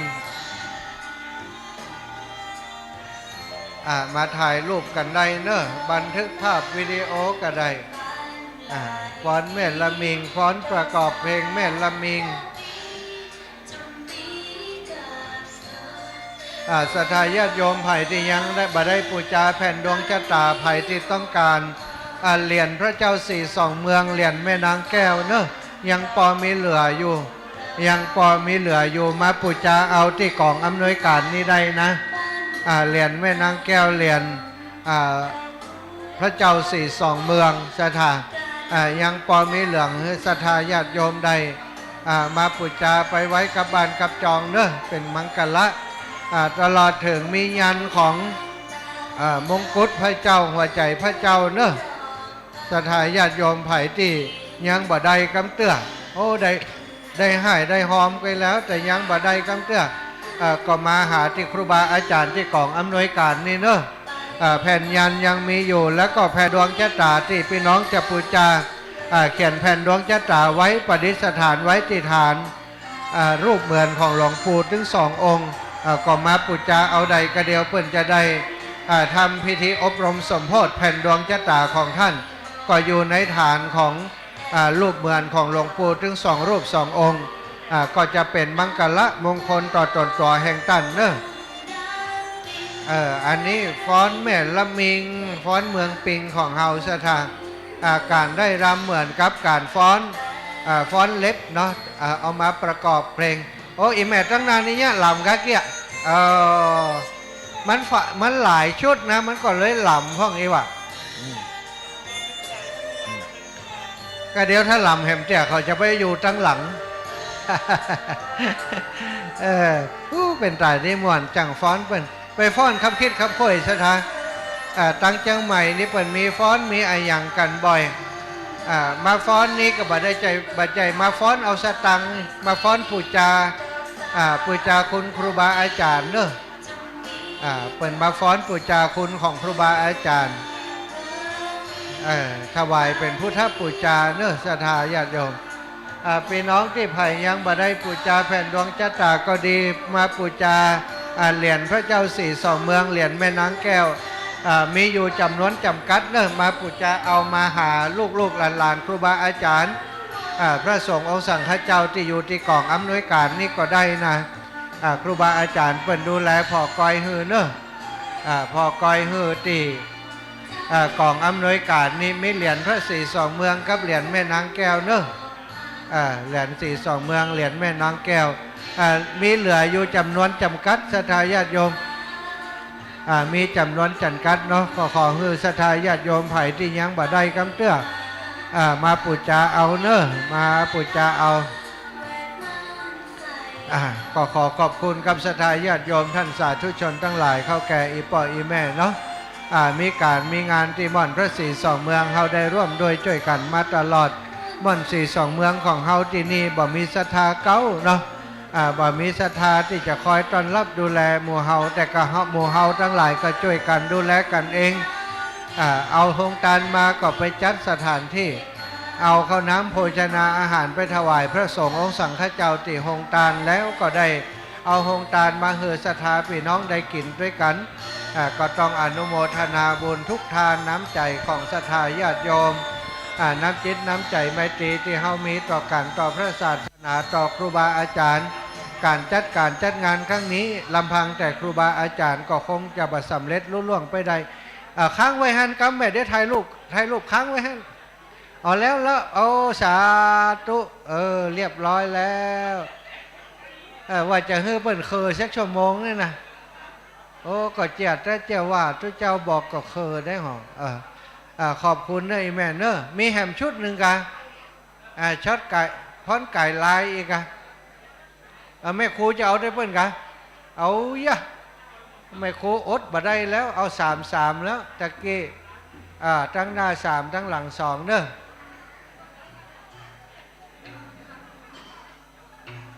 เอาฟ้อนแหมจังหวะหนึ่งพี่น้องเวียงป่าเปารถจังฟ้อนเวียงป่าเปากัดอะไรอย่างกันอะไรอย่างจังฟ้อนเวียงป่าเปาบ่หันสักคนแล้วไปไหนกันวะล่ะมาลังกลับไปเปลี่ยนชุดแล้วกะพี่น้องจังฟ้อนเวียงป่าเปาเนอะมาฟ้อนต่อแหมนะศรัทธาญาติโยมเนอะคนเฒ่าคนแก่ที่เปิ่นเดินมาบ่ได้เนอะอาจารย์เนอะนิมนต์ครับขออนุญาตกำเนอะตอนนี้หนุ่มเส้นหมดแล้วใครจะกินก๋วยเตี๋ยวเจิญเนอะเจิญเนอะก๋วยเตี๋ยวตีพระครูเลขาตีเน้นอยู่นั่นนะครูบาอาจารย์จะฉันก๋วยเตี๋ยวต่อกับนิมนต์นะครับเวลายังมีเปลืออยู่กำลัง11:34 นาทีตอนนี้ก๋วยเตี๋ยวน้ำเดือดโบ๊ะละเขาลูกจิ้นเหมาะขนาดเจอเนอก๋วยเตี๋ยวตีสามเณรตีท่านพระครูเลขาเพื่อยังเป้าเนอด้านเหนือนี่นะตอนนี้หนุ่มเส้นหมดละเนาะต่อด้วยขนมเส้นเนอขอเจริญพรทุกท่านเนอขนมเส้นมดต่อด้วยก๋วยเตี๋ยวเนอะศรัทธาของดีมาบรรลุน กัดไปเหี่ยก่อนให้ยาก๋วยเตี๋ยวเป็นว่าเป็นเอาขนมเส้นมาล่อห้าวไป2 ถ้วยอิ่มไปเห็นละเอาก๋วยเตี๋ยวมาบรรลุนโอ้มาแกงกันได้ว่ะไผ่ที่มาบรรลุนเนอะกินก๋วยเตี๋ยวเนอะไปฮับเอาก๋วยเตี๋ยวฟ้อนไก่ลาย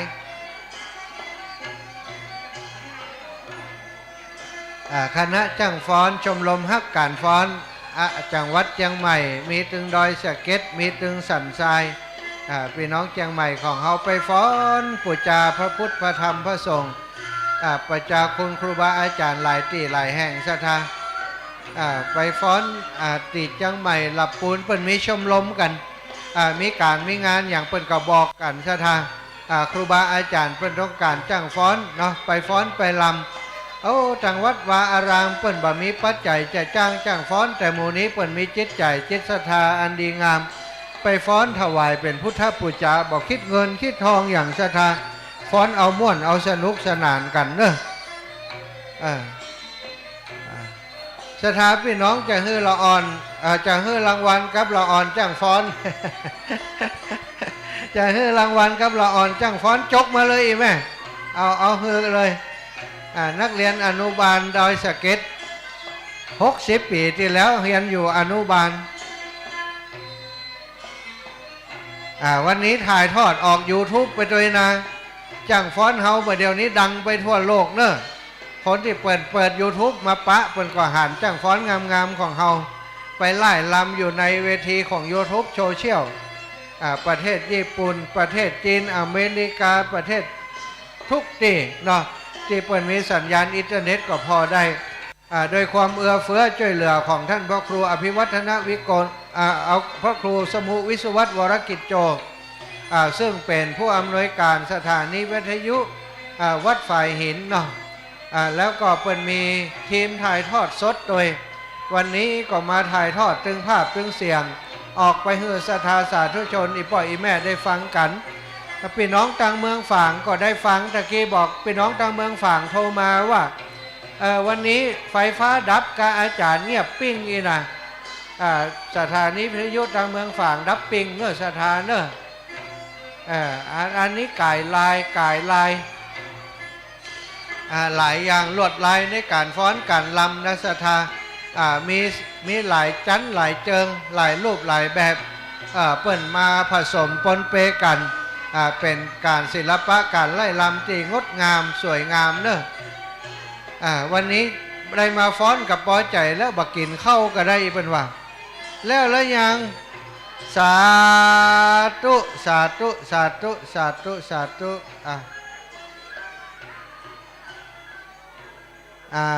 โอ้เป็นจะถ่ายรูปกันเคอกันฮะนะแล้วว่ายังไปไหนเป็นว่าเป็นถ่ายรูปหอมติดินโอ้แม่คำผงอุ่นบุญตันสันทรายเวียงป่าเป้าร่วมบุญซื้อติดินวัดเหล่ามณฑาแห่ม100 บาทเนอะอันนี้เอาถวายเนาะอัน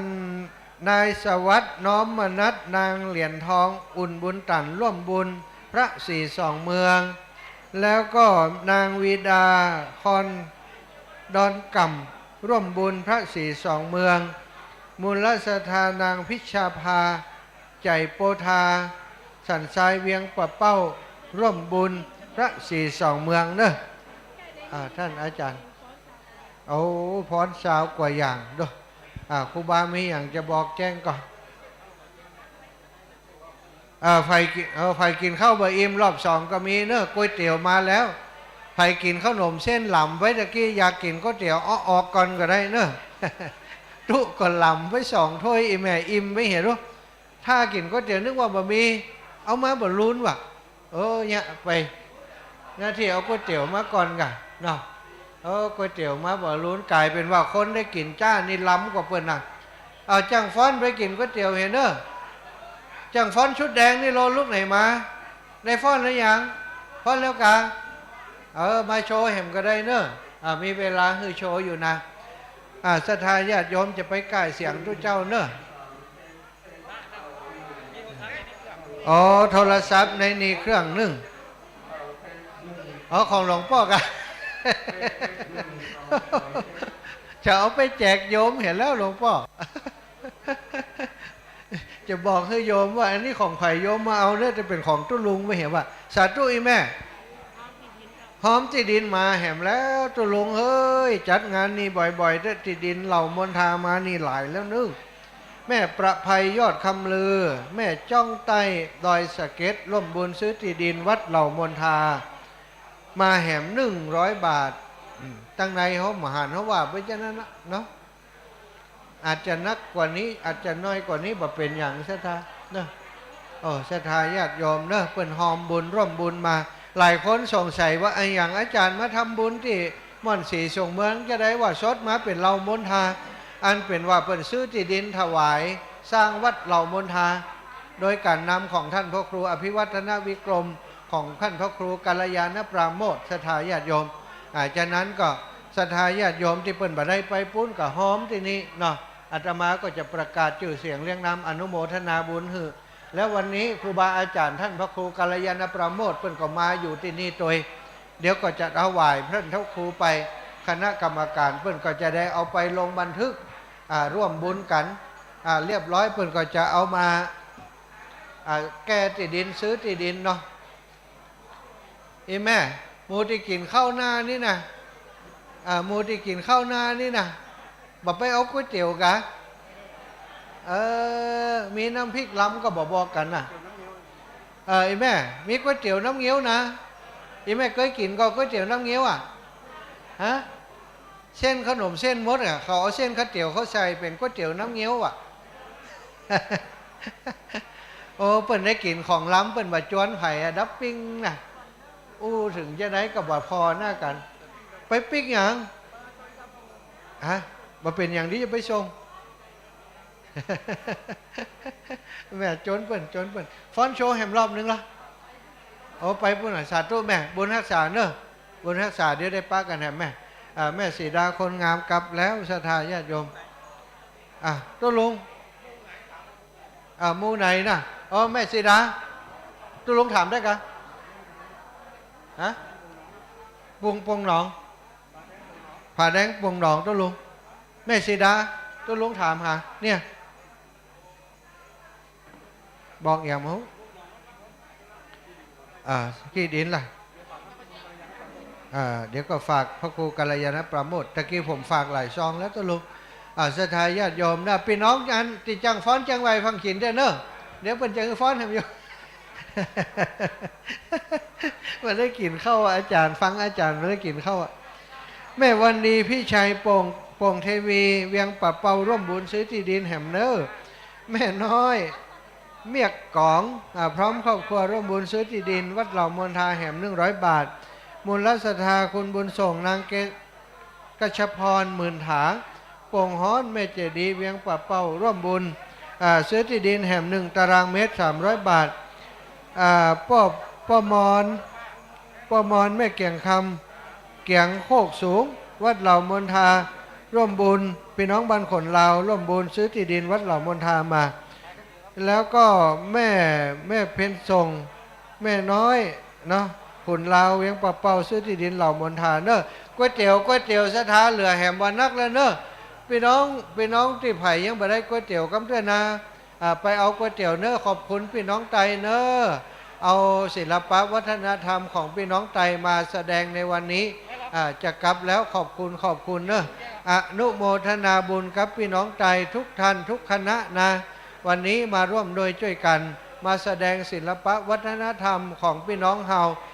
ตอนนี้จะเดินทางกลับกันแล้วเนอะทางคณะทีมงานเอาครูบาอาจารย์มีอย่างจะประชาสัมพันธ์นิมนต์ครับช่วยกันช่วยกันจ๋าตามนาบุญศรัทธาพี่น้องเฮาก๋วยเตี๋ยวเนอะก๋วยเตี๋ยวกำลังเปิดนานเบิดโบะนะตะกี้เพิ่นเอานมเส้นมาล่อพระครูเลขานี่ก็จัดเด็ดอาตมาจดนมเส้นไปเพื่อหันก๋วยเตี๋ยวลูกชิ้นลอยมาลงไปได้กินได้มันนี่มันเล่นกัดให้ก่อนละจัดเด็ดเนอะมาเนอะก๋วยเตี๋ยวเนอะนะพระครูเลขาเพิ่นอุตส่าห์ลงมือกลคนเดียวตักคนเดียวก็อนุโมทนานะกับกุศลเจตนาตันใดที่เบิ้ล1เบิ้ล2เลยดีใจข้าวต้มบดลึงละข้าวต้มสันกูทองมาหมดเจ้านี่นะก็อนุโมทนาตัวโยมแม่ตัวเนาะแม่ลีเขาได้มาทำให้ตัวนะก็ในช่วงนี้กิจกรรมเฮาก็ยังรอระยะเวลาที่เป็นมังกรอันเลิกอันงามเนาะ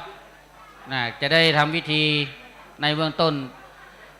ถึงแผ่นดวงเนี่ยพระสงฆ์องค์ข้าเจ้าก็มาบูชาได้เนอะเพราะว่าชื่อเขาจะอยู่บนใต้ฐานครูบาอาจารย์นะแผ่น19 บาทเขียนชื่อฉายานามสกุลเหียว่าเดินปีเกิดเหียผมก็เขียนไว้ละ2 ใบแผ่นละ19 บาทก็นิมนต์นะครับบ่ได้ใจว่าเฉพาะเจ้าบ้านบูชาพระสงฆ์ข้าเจ้าก็ได้นะเพราะเขาเป็นลูกศิษย์ลูกหาปื้นเนาะก็ได้หมดนะครับอันนี้ก็แจ้งพ่อแม่พี่น้องเขาเนอะในส่วนของแผ่นดวงแผ่นละ19 บาทซึ่งเขาก็จะได้ทำพิธีเป็นมงคลส่วนของงานวันนี้ก็มากหน้าหลายตาคับข้างไปด้วยพี่น้องศรัทธาก็ยังว่าเลยเนาะช่วงยุคนี้เปิดหน้ากากละแต่บางพวกท่านก็ยังปิดอยู่ก็เป็นหยังก็ระวังดูแลกันเองตามอัธยาศัยตามสะดวกถึงแม้ว่ารัฐบาลเพิ่งจะประกาศแล้วก็ตามแต่เขาก็บอกประมาทดีที่สุดฉะนั้นในวันนี้วันที่3 กรกฎาคมเนี่ยเป็นวันแห่รูปเหมือนสารูป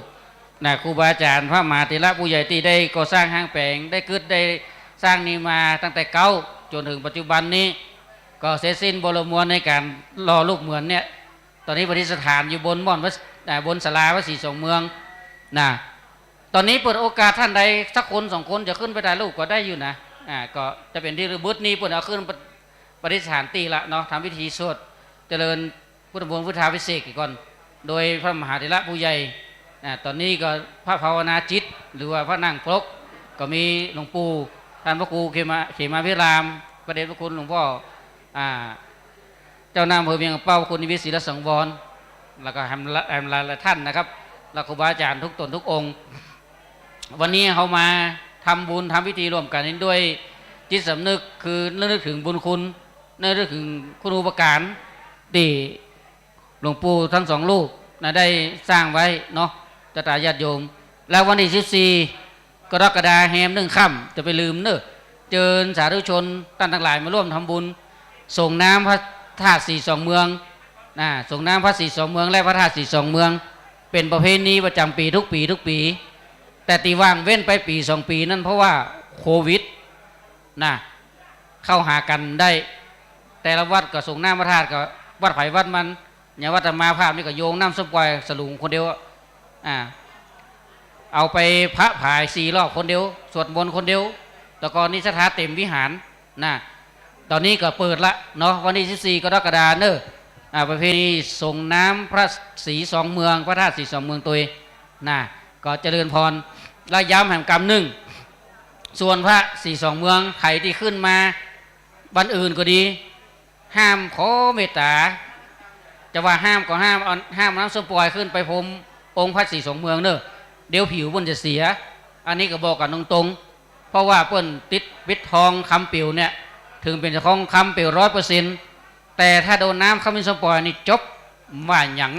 พระเครื่องก็จ้างเถอะก็ขอเมตตาเนอะจะไปเอาไปพระเผาตีอันองค์พระสีสองเมืองแต่พระธาตุนี่ได้อยู่วันหน้านี่พระธาตุนี่ก็มีแนวโน้มว่าจะทำเป็นสีทองก็ลองพอกันเนาะตามพระครูบาอาจารย์นักคณะทำงานเปิ่นจะปรึกษาหรือกันจะได้วันหน้าโอกาสวันหน้าคงจะมีแน่แต่ต้องดูไปก่อนเนาะตอนนี้สถานการณ์บ้านเมืองเขาก็ค่อยๆจะคลี่คลายแต่น้ำมันยังแปลงอยู่ น้ำมันก็แปลงอยู่ก็ร่วมอกร่วมใจกันท่านใดที่ขึ้นมาเนี่ยอาตมาเขาจะหันวดไผ่ขึ้นมาเพราะมีกล้อง อาตมาอยู่วัดพ่อก็หันไผ่เตี้ยวขึ้นมาเต็มหูจักจืมได้ขึ้นมากับกราบไหว้สักการะบูชาก็เจิญได้หมดแต่ขอดูแลความสะอาดหน่อยดูแลความสะอาดบางครั้งก็มาเข้าห้องน้ำท่าก็ก็มีถ้าฝนมาตกก็เป็นหน้าที่ของปนกำนันองค์อาจอบตไม่จะดีใหม่เอาน้ำมาตื่มมาแทงนี่แต่ว่าซื้อนี่ไม่ได้ออกอากาศในการมาจำยงว่าถามว่าจะได้ฝนตกทึกโอ้ดีอย่างหนึ่งน้ำเต็มแทงแต่ออกอากาศสถานวิสัยมันคืนครูบาสมานออกเฮียก็วันนี้ทั้งวันก็ออนแอร์ออกรายการวิทยุขอบพระคุณตังวัดฝ่ายหิน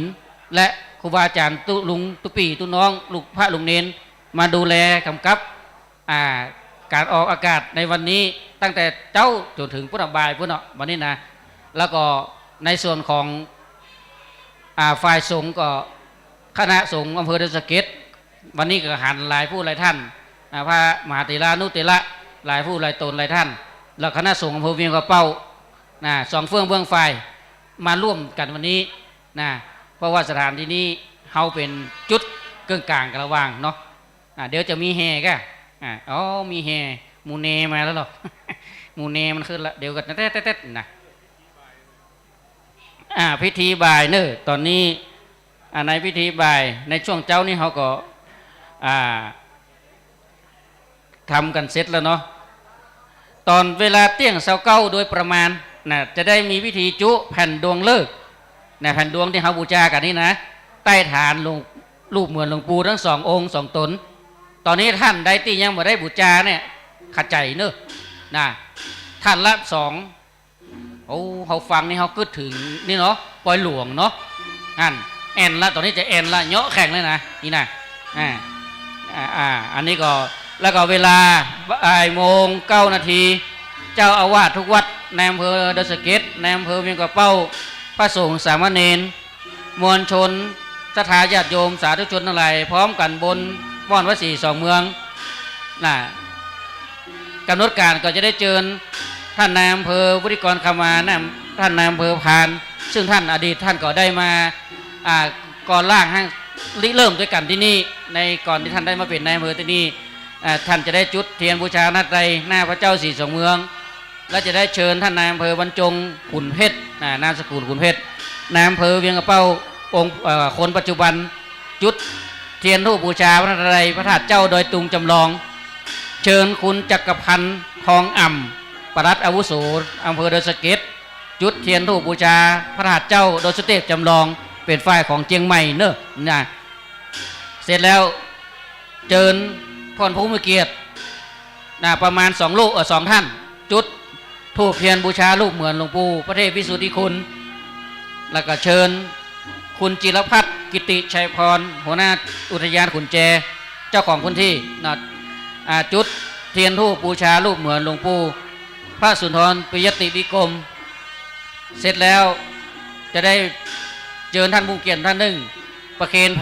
พานขอสมทานเบญจศิลป์เสร็จแล้วจะได้เชิญท่านผู้เกียรติท่านหนึ่งประเคนขันตั้งแด่ประธานภาวนาจิตตะกอนเขาว่าครูบาอาจารย์นั่งปกนะก็ตอนนี้เปลี่ยนเป็นภาวนาจิตนะภาวนาจารย์ภาวนาจิตเนาะแล้วก็จะมีปูจารนะหรือว่าพิธีกรเนี่ยนำเก่าคำบูชาดอกไม้ธูปเทียนไหว้พระสมทานศีลนะขอศีล5เสร็จแล้วจะได้จุดขัน5กูทากตูดแซนพระสงฆ์ตนใดตนหนึ่งรูปใดรูปหนึ่งจะได้โอกาสขึ้น5กูทากเสร็จแล้วเชิญแขกผู้มีเกียรติท่านใดท่านหนึ่งนะจุดเทียนบาทน้ำมนต์ที่ขันสาครเบื้องหน้าประธานสงฆ์ผู้ที่เจริญพระพุทธมนต์คือประธานสงฆ์ตนที่ได้นำสวดนะเสร็จแล้วแหม4 ท่านจะได้เชิญจุดเทียนบาทน้ำมนต์ที่ขันสาครเบื้องหน้าพระครูบาอาจารย์นั่งภาวนาจิตหรือว่านั่งปรกนั่งอธิษฐานจิตนะแล้วก็พิธีกรหรือว่าปุจจารแต่ละอาราธนาพระบริตรพระสงฆ์จะได้ชุมนุมเทวดาอัญเชิญเทวดาลงมาเป็นสักขีพยานเสร็จแล้วประธานสงฆ์ในพิธีนำพระสงฆ์ทั้งนั้นสวดเจริญพระพุทธมนต์พระภาวนาจิต4 ตน 4 ลูกนั่งอธิษฐานจิตแผ่เมตตาบนอาสนะที่จัดไว้ภายใต้รูปเหมือนครูบาอาจารย์ทั้ง2 ลูกที่ติดผนังนั้นแล้วก็พระสงฆ์ทั้งปวงเจริญพุทธมนต์จบแล้วนี่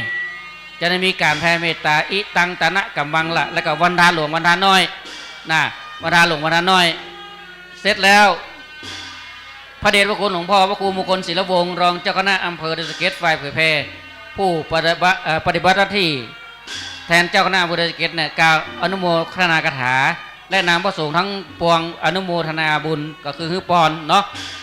หลวงพ่อพระเดชพระคุณหลวงพ่อพระครูนิวิตศิลสังวรเจ้าคณะอำเภอเมียงของเป้าจะได้พระพรหมพุทธมนต์แก่ผู้มาร่วมงานเสร็จแล้วโอกาสสุดท้ายงานวันนี้เจิญตั้นทั้งหลายร่วมกันปลูกต้นไม้บริเวณม่อนพระศรี2 เมืองเพื่อความร่มเย็นร่มรื่นเสริมเติมแต่งเข้าไปเนาะเพราะบนนี้เป็นเขตอุทยานเขาก็เป็นเขตอนุรักษ์สถาญาติโยมจะหันป้ายต่างๆอยู่เป็นจุดเขาอยากจะศึกษาเขาอยากจะหูก็ไปอ่านได้มีถึงหูบสัตว์หูบหยังต้นไม้อย่างใดก็จะได้ร่วมกันปลูกต้นไม้วันนี้ตุยเป็นอันว่างานนี้เสร็จเรียบร้อยถ้างานเสร็จเรียบร้อยก็กำลังมวลชนเขาก็ถ้ายังปิกก็ขอแห้งช่วยกันเก็บเต็นท์เนาะเก็บเก้าอี้เก็บเต็นท์ส่วนเก้าอี้นี่ก็มีไว้ตั้งหลังมุ้นนะอันนี้ก็พิธีการในวันนี้ตอนนี้คณะแห่กองปูเจจากทางใดพูดโอ้เสียงปีเสียงแน่เนาะ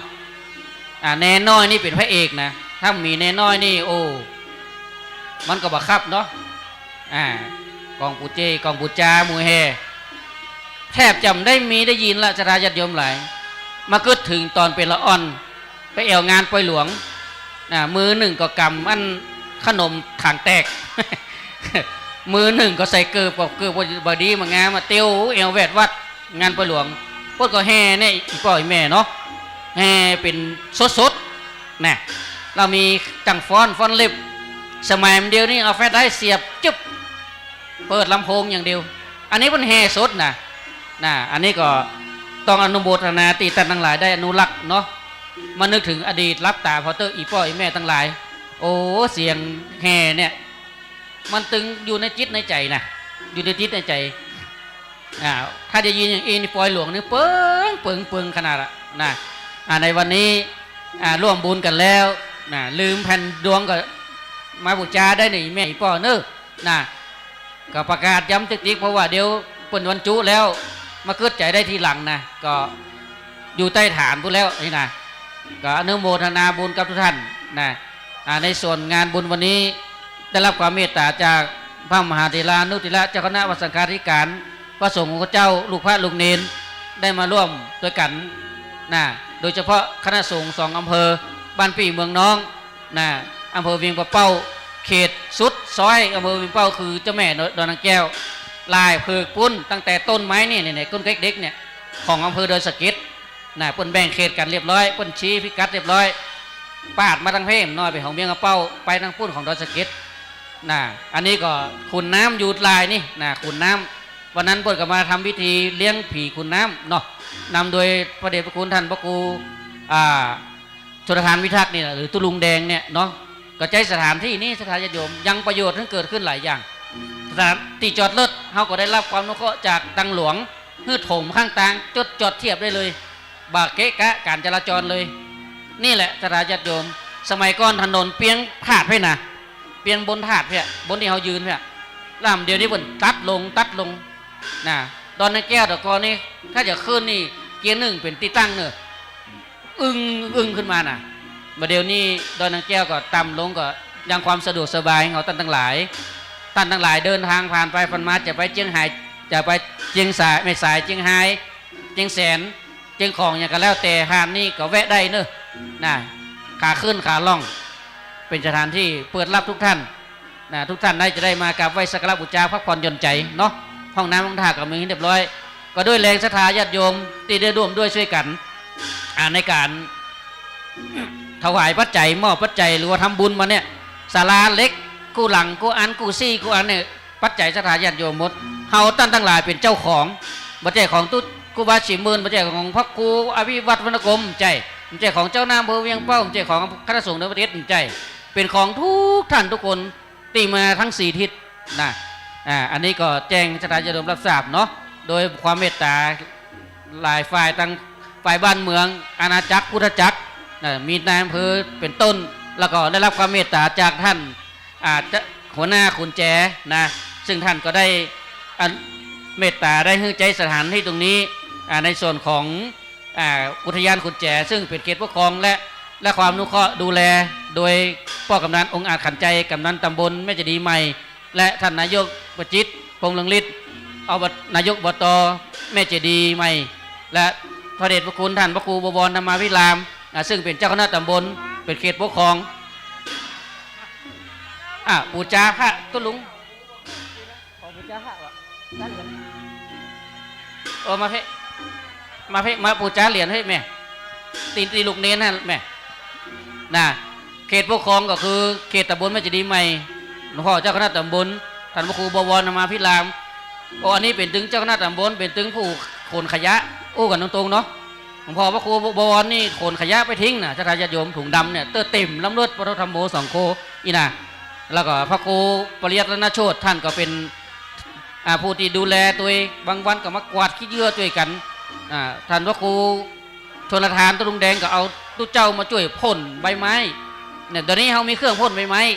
ศรัทธาโยมตามบันไดตามอย่างนี้เครื่องเป่าเขาก็ว่าเครื่องพ่นนะครับเอาไทยให้หน่อยตุลุงแซวมาเครื่องเป่าอีกวะนี่ก็เป็นสิ่งที่ดีเนอะศรัทธาญาติโยมเนาะอาตมาภาพก็มาเป็นคณะสงฆ์อำเภอเวียงเป้าก็ร่วมด้วยช่วยกันถึง2 เบื้องฝ่ายเมตตาครูบาอาจารย์นางอำเภอดอยสะเก็ดเมตตาครูบาอาจารย์นางอำเภอเวียงเป้าได้ดูแลร่วมกันบางครั้งอาจจะมาช้ามาเร็วเนาะก็ต้องมางานนี้เขาก็เพราะว่าจิตอาสาศรัทธาญาติโยมครูบาอาจารย์ที่มาจัดการจัดงานเนี่ยตั้งแต่อาจารย์บรรยงตั้งแต่ตุลุงแดงตั้งแต่ตุลุงดอยครูปฏิภาณนามทินนี่อาตมาเขานี่ใจมีเงินเดินเงินดาวกินบางอย่างสักอย่างศรัทธาญาติโยมเข้ามาด้วยใจเข้ามาสานต่อเจตนารมณ์ครูบาอาจารย์ ที่เขาได้แห่สารูปเปิดขึ้นมาเนี่ยเพราะอย่างเพราะเป็นการสืบสานอายุพุทธศาสนาเหมือนกันนะอย่างเช่นพระพุทธรูปที่ตั้งปฏิสถานเป็นองค์ประธานใหญ่ที่ม่อนวัดศรีบนศาลาวัดศรีสองเมืองเนี่ยก็ได้รับความเมตตาถวายมาจากพุ่นเจ้าราชโยมนะจังเชียงใหม่พุ่นนะอันเนี้ยก็ถือว่าเป็นครั้งนั้นเป็นพระ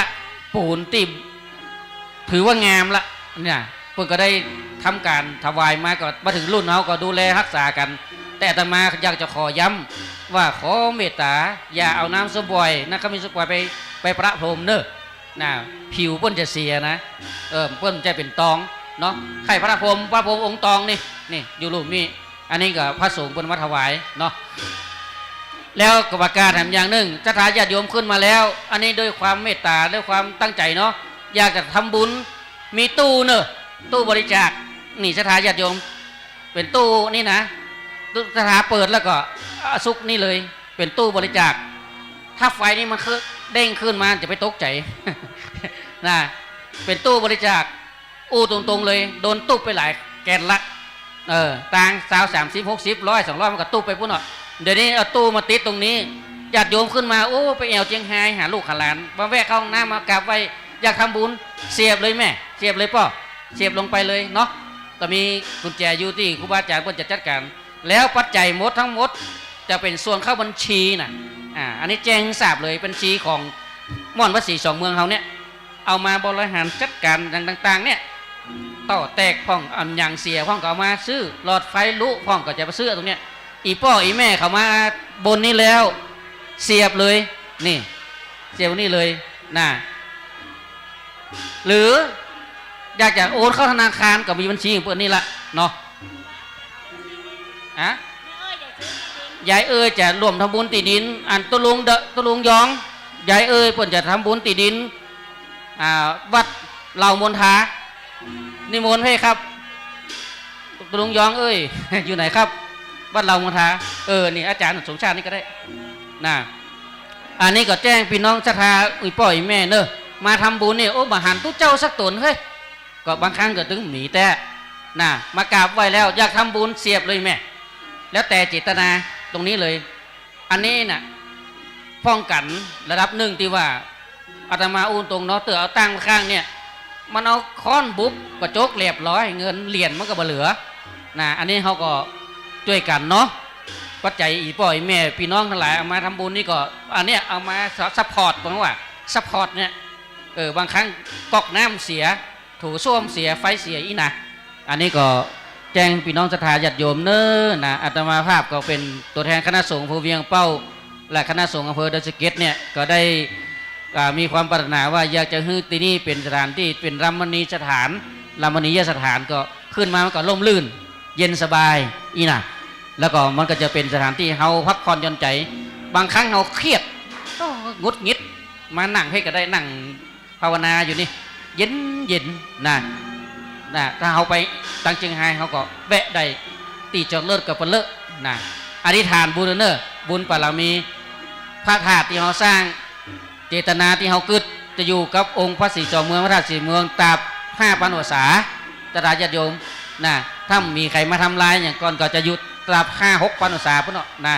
พระธาตุนี่ก็กูบ้านกูเมืองเนี่ย3 องค์โดยตุง2โดยสเตปนี่อันนี้ก็พระมหาเถระโดยครูบาอาจารย์ตั้ง2 เฟื่องเบื้องฝ่าย2 จังหวัดเพื่อก็ให้ความสำคัญ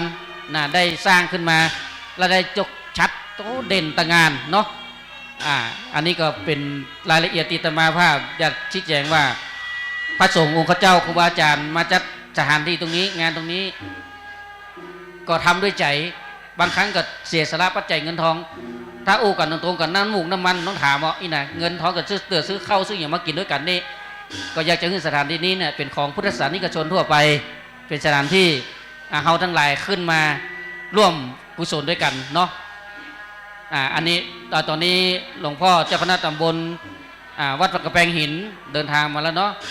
นิมนต์นะครับหลวงพ่อครับเนาะตำบลเทศเดชก่อนว่าพระเมียงนะนิมนต์นะครับพร้อมท่านปลัดวัดฝั่งแฟนนะครับในการนี้งาน ส่งน้ำพระราชสีเสือม่วงก็เหมือนกันเนอะเชิญชวนแห่งครั้งหนึ่งกับสถาสาธุชนทั้งหลายเจอสถาสาธุชนในวันที่14 กรกฎาคมแฮมค่ำประเพณีส่งน้ำพระธาตุประเพณีส่งน้ำพระธาตุแล้วก็ส่งน้ำพระศรีสองเมืองโอ้เลิศขบวนสุดท้ายปางแฟนเอาพัดมีมาอีวะไผ่ที่ต้องยังบ่ถึงเกิงเจินเนอะท่านประหลัดเปิ้นอาจารย์นพเปิ้นบอกว่าปางแฟนเอาพัดมีมาน่าจะมาขบวนสุดท้ายบ่เป็นหยังเนาะฉลองชะทาใครต้องการเจินเดี๋ยวไปเอาขึ้นมาละกำลังทยอยขึ้นมาเนาะเจินเนอะขอบคุณโมทนาสาธุตัวเนาะอันนี้ก็ในส่วนของการที่เราได้มาชุมนุมกันณสถานที่นี้ขอให้เป็นสถานที่ของทุกท่านช่วยกันดูแลช่วยกันรักษาช่วยกันสอดส่องพอครูบาอาจารย์อยู่วัดอยู่ว่าก็จะพอกล้องนี่แม่ไข่เตียวขึ้นนี่หันหมดอ่ะนี่หันกล้องอันที่ว่าตู้เนี่ยหันเหมือนกันแต่มันยับได้ ไปทางไหนรับหูมเลยนี่นะอันนี้ก็ได้รับความเมตตาจากลูกศิษย์ลูกหาของอาจารย์บรรยงที่ได้มาติดตั้งกล้องฮือแล้วก็ถวายตัวใจก็เอากระสตางค์พูดกับถวายตัวนะอนุโมทนาสาธุในส่วนงานนี้ปางแฟนพวกเราเขามีมาว่าพัดมีมายังถึงขึ้นมาถึงเตอร์ใครต้องการก็เดี๋ยวตั้งโต๊ะเนาะเป็นของส่วนชะทาแล้วกันเดี๋ยวนี้พระสงฆ์พระเจ้าคงบ่ได้ละเนาะตอนนี้เรารอตอนนี้เวลาเที่ยง8 นาทีรอฝ่ายบ้านเมืองเนาะมีท่านนายอำเภอสองอำเภอท่านหัวหน้าคุณแจอุทยานคุณแจแล้วก็กำนันผู้ใหญ่บ้านตอนนี้จะสาญาติโยมนั่งอยู่ณจุดใดก็ชักโครกมันก็จะมีวิธีกรรมบางส่วนเกิดขึ้นแล้วเนาะท่านจะเข้ามานั่งแต่ในห่มในเงานี่ก็ได้วันนี้ฟังเตือนเนอะฟังเตือนถ้าแล้วก็ไก่ลงมาเนอะอันนี้ก็เสียงเนี่ยเสียงกองเสียงมองต่ำเข้านี่เป็นเสียงตุ๊ดเจ้าเตดเนี่ยจะได้เป็นเสียงที่ได้สื่อถึงเตบุตรเตดา16 จันฟ้า15 จันดิน17 จันบาดาลบนบานสารกล่าวให้ท่านทั้งหลายมาผู้ปักษาศรัทธาญาติโยมเนี่ยได้อยู่ดีมีสุขเนอะได้รับความเมตตานุก็ทำบุญมาจากพ่อไปบุญแม่เจริญปกปิงเมืองบ้านป่า5ตำบลสุเทพอำเภอเมืองจังหวัดเชียงใหม่แฮมเดี๋ยวก่อนซองก่อน 1,000 ก่อนเนี่ยถ้าจะ 1,000 บาทเนาะอนุโมทนาสาธุเนอในบุญกุศลนี่นะศรัทธาญาติโยมใส่ตู้อนุโมทนาสาธุจากเชียงใหม่อำเภอเมืองจังหวัดเชียงใหม่เตบุตรเตียวดาสาธุอันนี้ส่วนตัวอนุโมทนาเนอะอีกโยมพ่อไปบุญแม่เจริญปกปิงเมืองบ้านป่า5สุเทพส่วนตัวครูบาศรีมือนี่ว่าอนุโมทนาบูชาเสียงเนอะสาธุมานนี่หรอก ตอนนี้ทางครูบาอาจารย์ถ้ายังมีอย่างหูก็จะอู้ไปเรื่อยๆนะครับถ้านี่อย่างละส่งซิกมาแล้วกันนะครับเนาะเจอเนี่ยแม่บูชาแผ่นดวงเนี่ยแม่บูชาแผ่นดวงบูชาแผ่นดวงเขียนแผ่นดวงเดี๋ยวผมจะได้บรรจุละเนาะต่างกันโอกาสนี้เตี้ยงไปอาจจะคัดเคลื่อนนิดหน่อยเนาะอาจจะเครื่องนิดหน่อยสายฮัลโหลไม่การแล้วกันนี่ฮัลโหลเจ้าหน้าที่พอตัวเนื้อเสียงแบบไม่จัดการแล้วกันก็ฮัลโหล1 2 3ทางเดินขึ้นตังเหนือนี่เดี๋ยวนี้เขาปรับใหม่เนอะตังวันออกนี่นะขึ้นสบายตะกอนนี่โอ้เสาหกเดี๋ยวนี้มีฮาวมีหยังมีฮาวมีหยังเรียบร้อยเกาะกำขึ้นไปพอมีกันก็สุมาแล้วกันก็เดิกขึ้นเขาเกาะขึ้นนี่ตังเหนือนี่ขึ้นสบายตังตกตังใต้ก็ขึ้นสบายมี2 ฝั่งมีฮาวกลางตัวอันนี้ก็ได้รับความเมตตาจากศรัทธาญาติโยมเหมือนนั้นแหละช่วยกันเนาะช่วยกันแปลงช่วยกันเป็นตั้งขึ้นสวรรค์ชั้นฟ้าอนาคตวันหน้านี่สถานที่นี่จะเป็นสถานที่ทำ1 2 3เทสฮัลโหล1 2ปสะดุงสะดินทดสอบ1 2 3ฮัลโหลทดสอบ1 2 3 เรื่อง1 2 3 4 5นี่แล้วอ่ะเช็คเสียงกันเด้อเดี๋ยวเวลาทำพิธี 1 2 3 4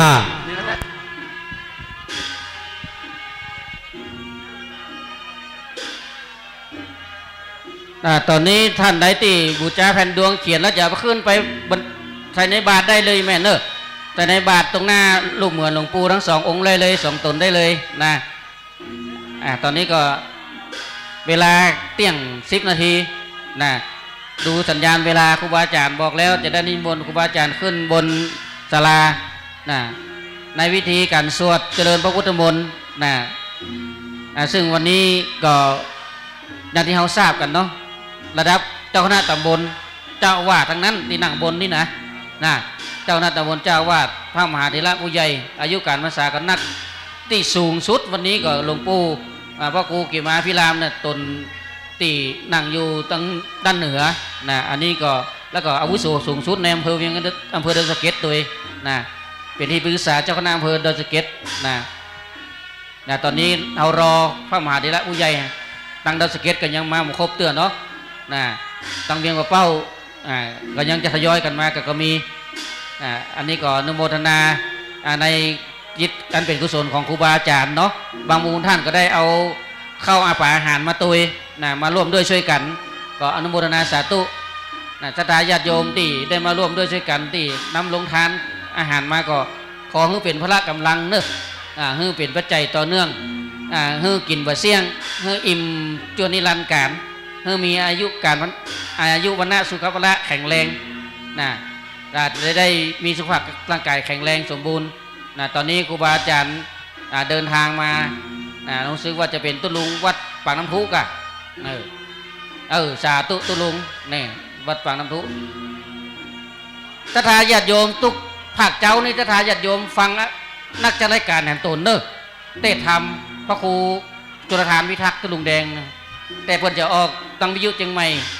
แต่ในมือถือจะออกทางเฟซเนอะวัดแม่หวานเนาะวัดแม่หวานวัดปุงอ้อนี่สาธุเนี่ยเจ้าวาดวัดแม่หวานอันนี้วัดปากน้ำทุวัดปุงอ้อนิมนต์นะครับฉันเพลมาแล้วเนาะถ้าไม่ได้ฉันมากับมดหรอกนิมนต์จะหลุมวัดปุงอ้อนิมนต์ขึ้นบนกับนิมนต์ครับเนาะปุงอ้อในก็รู้จักกันเนาะในฐานะก่อนก็เป็นคณะสงฆ์เดียวกันนะครับตอนนี้เสียงกองเสียงปีเสียงแหน่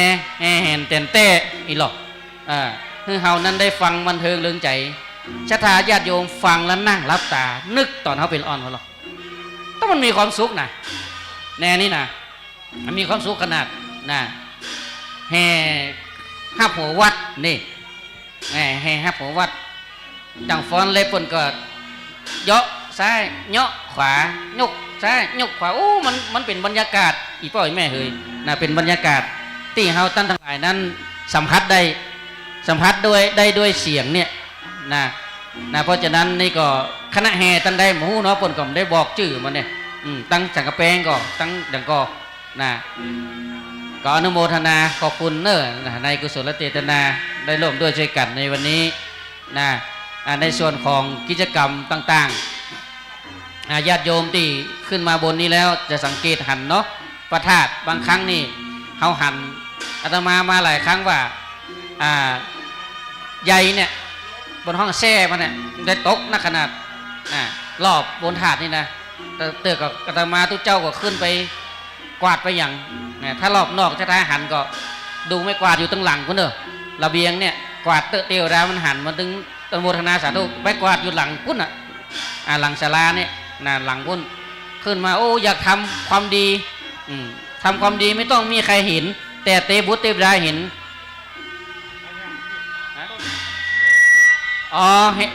ตุลุงมาสกิดวัสดุงคณะแห่ต้นแห่นหางดงต้นแห่นหางดงโอ้สาธุเนอะก็ไม่กวาดมีตั้งหลังเนอะมากวาดมาพิ้วก็ได้กำหนดจิตไปตัวมันก็จะสงบอีพ่ออีแม่เฮยเนาะต้นเหือดตุลุงไปว่าต้นแห่นว่าต้นเหือดหางดงโอ้สาธุมูแนยุดตึกเลยดอกห้องจื่อบนพิษถ้าแนตัวน้อยนี่ยุดนี่มันถึงมาม่วนแล้วนะ ต้นเฮือดหางดงต้นลุงมาจีอีข้างว่าต้นแหนอีกว่า อ่ะสุมาภัยต้นเฮือดแก้ไขต้นเฮือดหางดงเนาะโอ้เนนี่อิดนะมันจะธรรมดานะเจ๊ลงทั้งนั้นอ่ะสบายเลยเพื่อนสวานะกะ อันนี้ก็เป็นคณะหมู่แห่ต้นเฮือดหางดงเนาะเราเนี่ยสร้างบรรยากาศอีพ่อแม่เฮ้ยนะอาตมาว่าถึงบอกว่านั่งรับตาคือเขาเป็นไวละอ่อนนะมือหนึ่งกำขนมถังแตกเห็นนะคือกีบเห็นนะ ติดสุมาตะตินบนโคโลกเห็นนะ เอวงานป่วยหลวงมันตึงปึงขนาดนี่นะอันนี้ก็คือบรรยากาศสร้างบรรยากาศใครจะไปนึกว่าบนหม่อนบนดอยจอกบอกเนี่ยจะมีบรรยากาศอย่างนี้เกิดขึ้นก็เพราะอย่างพ่อครูบาอาจารย์2 รูป 2 ตนนี้สมัยก่อนนี่กำลังจะเนี่ยพระสงฆ์ก็หลวงพ่อรองอำเภอนี่พระครูพิจิตรธรรมนี่เป็นสามเณรอยู่ด้วยเป็นสามเณรเนี่ยหลวงพ่อรองอำเภอเนี่ยคนดิ้นกี้คนอย่างฮอบินโบนี่ตบวัดโทษเนี่ยบนช่องพอเขาอย่างกันตอนนี้เราได้รับความอนุญาตเมตตาอนุเคราะห์จากอุทยานเนี่ยก็ขอไว้วานขอเมตตากฐาญาติโยมช่วยกันดูแลเนาะลำพังจะว่ากราบพระสงฆ์พระเจ้าอาตมาภาพเขาคงก็บาได้เต็มที่ตะใดอีน่ะอันนี้ก็เขาได้โอ้จากันนะในฐานะที่เขาเป็นชาวพุทธนะเป็นญาติด้วยกันญาติธรรมเนาะคลื่นสีขาวนึกภาพรับตาตั้งแต่ตีนขึ้นดังลุ่มมาถึงบนนี้ถ้าทาญาติโยมเป็นแนวเป็นแถวติ้วปูนค้นแก่นหินค้นกับหินค้นโคทรายค้นโคเอามาถมบนนี่อาตมายืนอยู่จังบนบุญนะช่วยกันถมจนเต็มจนเทเป็นฐานนั่งอดีตก่อนตรงนี้จะเป็นพระธาตุจะทาญาติโยมแต่นั่นแหละไอ้บินตบตรงบนนั่นแหละมันบ่ได้ทำบ่ได้นี่ตะกอนจะเป็นฐานพระธาตุนะฐานพระธาตุ42 เมืองแล้วก็พระองค์นี้อยู่ตรงพระธาตุพระเจ้า42 เมืองเนี่ยตอนนี้ก็ขยับครับย้ายมาตรงนี้ด้วยแรงศรัทธาญาติโยมเนี่ยบางคนก็เสื้อขาวเมียเป็นก้าวขี้เปอะเป็นอย่างมดฝนก็ตกชิพอเวลากินข้าวฉันเพลถ้าทาขึ้นพอเต้นสีฟ้านะเอาคุ้มกับลุมกินกันเพราะฝนมันตกมันมีศาลามีศาลาเดียวกุ้มกับลุมกินกันนั่งปื้นศิลาแรงเนี่ยศิลาแรงอยู่ข้างๆนี่นะเนี่ยศรัทธาญาติโยมเนาะเอาขึ้นพอมาถึงปัจจุบันนี้สถานตรงนี้ก็อยากจะให้ท่านได้ช่วยกันดูแลเนาะเนี่ยรูปเหมือนครูบาหลวงปู่2 องค์เนี่ยถามว่าเนี่ยอย่างดำคือเนี่ยอย่างบอกเป็นตองเหลืองตั้งในนั่นก็เป็นตองเหลืองจะถาญาติโยมแต่เปิ้นรมดำเปิ้นเขาว่ารมดำเพราะอนาคตวันหน้าปฏิสถานอยู่นี่โดนลมโดนหยังเย็นกาฮ้อนกาสารูปเปิ้นจะเสียพอพระพุทธรูปองค์นี้เตอะนะเหมือนแจกันตองในวัดท่ามคัดมันก็ดำคือเขียวหืนก็มีก็เลยอาจารย์มันโยมเพื่อชี้แจงแล้วก็ตกมัดติกันว่าเป็นลมดำเนอะเป็นลมดำเนาะตอนนี้ได้มีโยมอุ้ยนงแม่ครูนงรักบ้านโรงวัวจังหวัดเชียงใหม่ร่วมทำบุญ500 บาทประตานนโมทนาสาธุเนออุ้ยนงแม่ครูนงรักบ้านโรงวัวเชียงใหม่ร่วมทำบุญ500 บาทสาธุนะอันนี้ก็ด้วยกุศลเจตนาศรัทธาอันที่ได้ตั้งใจกันเนาะบางครั้งบางคราวเราก็จะได้ซัพพอร์ตตรงนี้ในส่วนที่อาตมาได้อุจาไปว่าการซัพพอร์ตนั้นมันก็มีของที่มันใดๆในโลกล้วนอนิจจังนะท่านญาติโยมบอกว่าต้นไม้บอกว่าปูนว่าอย่างมันต้องผุพังห้องใดๆในโลกล้วนอนิจจังมันก็มีเสื่อมสลายไปตามกาลเวลาก็ปัจจัยญาติโยมเนี่ยมาซัพพอร์ตมาแฝงกันแบบนี้เนาะก็จะได้ดูแลสถานีต่อไปอันนี้ก็จะทายญาติโยมเขามองขึ้นไปขอเบื้องบนเนาะอาตมาก็มาคืดใจว่าสถานตรงเนี้ยตั้งแต่ปี2519 สาวเนี่ยมาถึงปี2565เนี่ยจะทานลองเอาลบกันพอ40 กว่าปีนะอาตมายัง200 สาวเนี่ยมายังออกเฮียนเด้อแต่ก็เป็นขโยมละยังออกเฮียนเด้อครูบาอาจารย์แต่ละตนบางองค์ยังเป็นเนนอยู่เลยนี่แหละมาถึงยุคเฮาเสร็จสำเร็จโดยยุคของเฮาเนี่ยเนาะสืบสานเจตนาครูบาอาจารย์ วันนี้พระมหาเถระผู้ใหญ่ครูบาอาจารย์ตั้งสองเฟืองไฟตั้งบ้านตั้งเมืองตั้งพุทธจักรอาณาจักรก็มาพร้อมเพียงเรียงหน้ากันน่าจะได้ช่วยเหลือกันช่วยกันวันนี้เขาเสพซ่อมย้อมยกโดยบุญบารมีพระมหาเถระสองตนสองรูปสององค์เนี่ยจะได้เป็นปฏิสารจะได้เป็นขวัญกำลังใจโอ้มากราบไหว้สารูปหลวงปู่อดีตเจ้าคณะอำเภอดอยสะเก็ดเฮ้ยโอ้มากราบไหว้สารูปหลวงปู่อดีตเจ้าคณะอำเภอเวียงเป้าเฮ้ยเปิ่นเคยมาเกิดอยู่เนี่ยสุมาเตอะขี้ตีนบนโต๊ะเนี่ยเฮากับมาตัวย่ำขี้ตีนตัวตัวเปิ่นทำตัวเปิ่นอีน่ะอันเนี้ยก็เป็นบุญเป็นกุศลเนอะต่อไปเดี๋ยวจะมีในมดครูบาอาจารย์ตุลุงยองแต่มหาวินัยจะได้เปลี่ยนกันสักน้อยเนาะแล้วกับท่านเนี่ยโยมพนิตาเนี่ยอนุโมทนาท่านเนอะลูกแม่แต่งพวกตาโยมเบื่อหน่อยมานั่งคัดนี่เอาคนเท่า3-4 คนเอิญมาครูบามีแปลงมีอย่างก็อาตมากับประจัดการซื้อมาวิกซอวิเซอร์คัดบนนี่นะจนใสสะอาดแล้วก็มาตบแต่งดอกนะโยมพนิตาพรหมมินนะถามว่าเป็นอย่างกัญญาติเจนงก็หู้ว่ามูจักอายุไม่แต่งเนอะอันนี้เป็นสายธรรมสายบุญเนาะที่ได้มาทำตรงนี้จิตอาสาเจตนาบางครั้งก็เอาลูกเต้ามาฟ้อนลำถวายตัวอนุโมทนาสาธุเนอะคุณโยมปณิตาพรหมมินเนาะในส่วนนี้นิมนต์ตุลุงยองเนาะเดินนั่นแปรหลังมาเหมือนละมาบูชาเสียงด้วยกันนี่กรรมนิมนต์นะครับอ่านเปิดเอาอย่างหม้ออย่างมาน่ะหงทานโอ้หงทานรอบ2อ๋อคัดมีนะกะใครจะฉลองชะทาเจินเนอะนะคัดมีนะอันไอ้มาเพ่บ่อันโยมโยมลงทานพัดมีมาเพ่บ่มาห่มเพ่ไปห่มเต็นท์ไปน่ะนี่เจ้าของมันกะมาทางเพ่โอ้อนุโมทนาสาธุเนอะปางแฟนนี่กับครูบาโตเนาะครูบาโตอาจารย์โตเนาะเอามาทางเพ่ไอ้เนาะก็ทางนี้ทางนั้นโดยเป็นบุญเป็นกุศลเนอะเพื่อมีอายุยาวเต่าเส้นมีมียืดยาวเหมือนเส้นมีเนาะเอาละต่อไปจะนิมนต์ปู่จ้าเสียงตุลุงยองเนอะอันนี้บนปิ้นยองนี่นะเวลาออกอากาศกับปิ้นยองแต่ตามานี่เป็นลื้อแล้วออกอากาศบ่ค่อยลื้อตัวใดเพราะมีคนลื้อตุยอ้าวอันนี้มนต์ตุลุงครับสาธุครับยองกับลื้อนี่เป็นพี่กับน้องเป็นว่า แต่ท่านครูบา40,000นะฮะวัดสันกูทอง หรือว่าท่านพระปลัดจำนันสุทธิโรท่านก็มีบทบาทสำคัญเหมือนกันนะนักประชาสัมพันธ์เป็นกระบอกเสียงตัวนะแต่บางคนนี่เปิ้นบางตนนี่เปิ้นบ่อู้แต่อยู่เบื้องหลังอย่างอาจารย์ท่านพระมหาเสาแก้วพระครูปริยัติรัตนโชตินี่เปิ้นก็เป็นรองเจ้าคณะตำบลมาทุกครั้งเมื่อมีงาน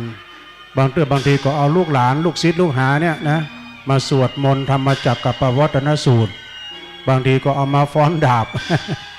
ท่านก็ได้อยู่เบื้องหลังความสำเร็จทุกอย่างนะโอ้พี่น้องโฮงตาลเนาะตะกี้เปิ้นก็เอามาแถมมีถึงแรงพุ่นนะนี่กองทัพเดินด้วยท้อง อย่างท่านครูบา40,000ว่านี่รอตังคณะเจ้าภาพคณะตังครูบาอาจารย์ด้วยฝากมาหอมนี่เนาะจะโอ้แม่เพนคำโพธาแม่พัฒนันวิจิตรไพศาลมีเพิ่มเติมนะฮะก็ขอบคุณแม่จันเพนคำโพธาจากตาข้ามแม่เฮียนะร่วมทำบุญพระธาตุพระบาทพระ4 2เมืองแถม200 บาทยินดีหลายๆนึกแล้วก็โยมแม่พัฒนันวิจิตรไพศาลจากเชียงใหม่เหมือนกันนะฮะร่วมทำบุญพระศรี2 เมืองแถม200 บาทเด้อสาธุอนุโมทนาเด้อตอนนี้ก็ใกล้เวลาเด้อญาติโยมทั้งหลายในขณะนี้นะฮะศรัทธาญาติโยมก็กำลังทยอยกันมาทยอยกันปิกก็มีอดใจรอสักกรรมเด้อโอ้ตอนนี้ในเมตตาบารมีธรรมครูบาอาจารย์ท่านพระคุณเจ้า กำลังได้มีสมณะเมตตาเดินทางมากราบไหว้ศาลนะครับนึกบนศาลาพระศรีสองเมืองเนาะแผนกถวายการต้อนรับครูบาอาจารย์นิมนต์เพิ่นด้วยเน้อขึ้นทางด้านข้างก็ได้เนาะแคปมาจะประสูนกัน ตอนนี้ยังมีเวลานะฮะสดาญาติโยมทั้งหลายที่ได้มีโอกาสเข้ามาร่วมบุญกุศลด้วยกันแต่วันนี้ทั้งไปในทั้งไปนอกมากันนักหนาป่าป้านเนื้อสถาตังดอยสะเก็ดก็มาหลายเวียงป่าเป้าก็มานักสำหรับครูบาอาจารย์แล้วโดยเฉพาะก็ตังอำเภอดอยลอนะก็มากันจัดนักเนื้อในเมตตาธรรมอันนี้เส้นมีเนาะบะหมี่ลำกะหม้อกะ แม่จรูนจะปิกแล้วกะ เจริญพรเนอคุณพ่อไพฑูรย์แม่จรูนปกปิงเมืองงานมิไหนไปโมดนักล่าบุญเนาะ ยังแบบปิกเตื้ออันนี้หงตาลก็ยังมาอยู่ขอบพ่อไพบุญเนอบุญทักษาเนพ่อเนอสาธุลูกชายลูกบ่าวโดยเปิ้นได้รถมาก็อันนี้ก็คือเอาใจพ่อเอาใจแม่เนาะเปิ้นใครไปกินไปทานที่ไหนก็ไปที่นี่นี่มันเป็นส่วนรวมเนาะสดาเนาะเป็นจิตส่วนรวมแต่ว่าป่านนี้ประตูวัดให้มันดีย่ำเต้านี่นะ อันนี้นี่ดูขอครูบาอาจารย์ระดับเจ้าอาวาสระดับด็อกเตอร์นะที่เปิ้นได้เมตตามาในวันนี้อันที่แห่โจบไปนี่ก็คณะกองตึ้งนงกานี่กองปูเจกองครูบอยเนอะจากเชียงใหม่ครูบอยจากหางดงนะเอามาเป็นพุทธบูชามาถึงลูกศิษย์ลูกหานะแล้วก็มาร่วมทำบุญโดยขอบคุณท่านครูบอยด้วยนะอันนี้ก็เป็นผู้ที่ให้ความบันเทิงในด้านมรดกต่างๆ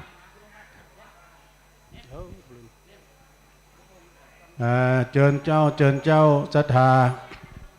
ญาติโยมตั้งในบ้านในจองตอนนี้หลวงปู่เพิ่นก็ออกยื่นเส้นยื่นสายนั่งมาเมิน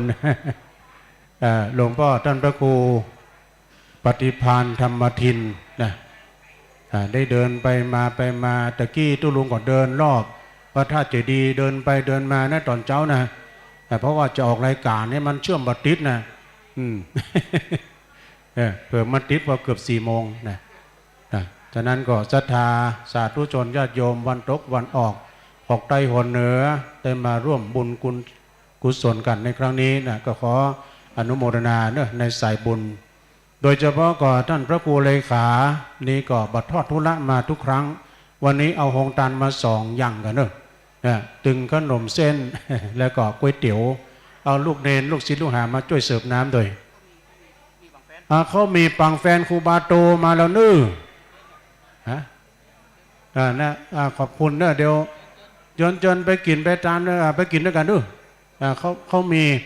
บะหมี่เขามีปังแฟนนะฮะเปิ้นตั้งอยู่ที่พื้นต้นบะม่วงนะด้วยใช่ช่วยบริการตัวเก่าเลยนะเปิ้นเอาตองมาเป็นนั้นภาชนะรองรับอันนี้ย่อยสลายง่าย ย่อยสลายง่ายแม่เนอขอบคุณเนอตังเจ้าภาพใหญ่ตังพี่น้องตังปังแฟนที่ได้เอาโฮงตาลมาภาคตอนบ่ายแล้วก็ศรัทธาญาติโยมจะมีโอกาสร่วมบุญกุศลที่กำลังมาเนาะที่กำลังมาก็ดีในโอกาสในตอนนี้ก็เชิญได้ใกล้เวลาเนอะตอนนี้นะครูบาว่าเป็นใกล้เวลาแล้ว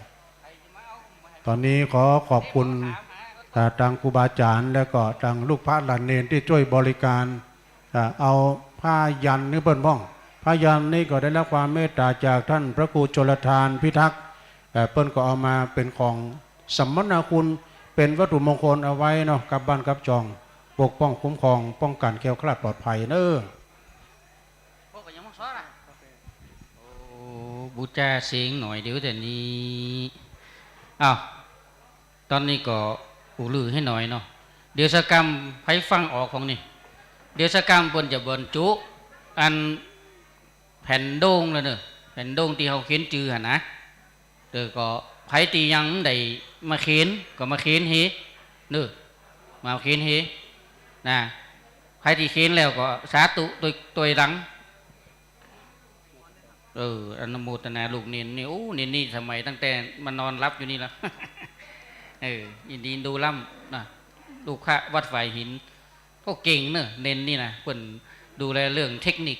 การถ่ายทอดนะก็สืบสานให้ละอ่อนเรียนรู้ไปก็เจอเนอะแต่ตอนนี้ลงทานรถด่วนขบวนสุดท้าย พัดมีโอ้เปิ่นธรรมชาติอย่างตุลุงยองว่าย่อยสลายง่ายนะพัดมีใส่ตองเอากึดตึงหาตามส้มสมัยก่อนเท่าใส่ควักตองนี่นะ25 บาทกินพวกกัด25 ตังค์ไปโรงเรียนนี่25 ตังค์กาอันเรียนสีเหลืองๆนะ25 ตังค์ใส่ควักตองนี่มาดีเป็นลำเนาะโอ้กินนมเส้นก็ใส่ควักตองสมัยก่อนนี่นะห้องเฮียนปลาซักน้อยทุกคน ใครอยู่ดอนสเกียก็จะรู้เนาะเปิดแล้วเนอะรถลงทานเข้ามี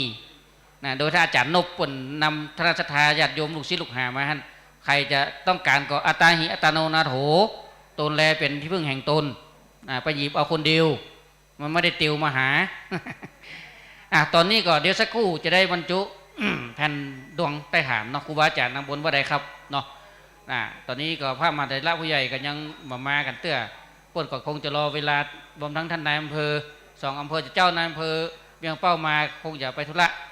บุตรจะขึ้นมากำเจ้ามากำนั่นนะท่านในนายบรรจงเนาะจื่อบรรจงก็พิธีกรรมต่างๆจะมาได้เล่าไหวไปจากเจ้าเล่าไหวไปเจ้าว่าจะมีวิธีการนั้นจุดเทียนนั้นจุดเทียนนี้เนาะประเคนนั้นประเคนนี้เดี๋ยวศรัทธาญาติโยมก็ฟังเด้อตั้งพิธีกรทางบนอาจจะเป็นอาจารย์บรรจงกับลุงแดงเขาก็เนี่ยก็ลองฟังกันเนาะตอนนี้มูเฮบูเนยังละบูเฮบูเนยังละเนาะนี่เป็นของครูบอยจากหางดงนะมูเฮมูเนยังละเปิ้นลงละเนี่ยเป็นห้องว่ากรรมนี่เป็นว่าลงไงก่อนนี่พักยกเนาะซึ่ง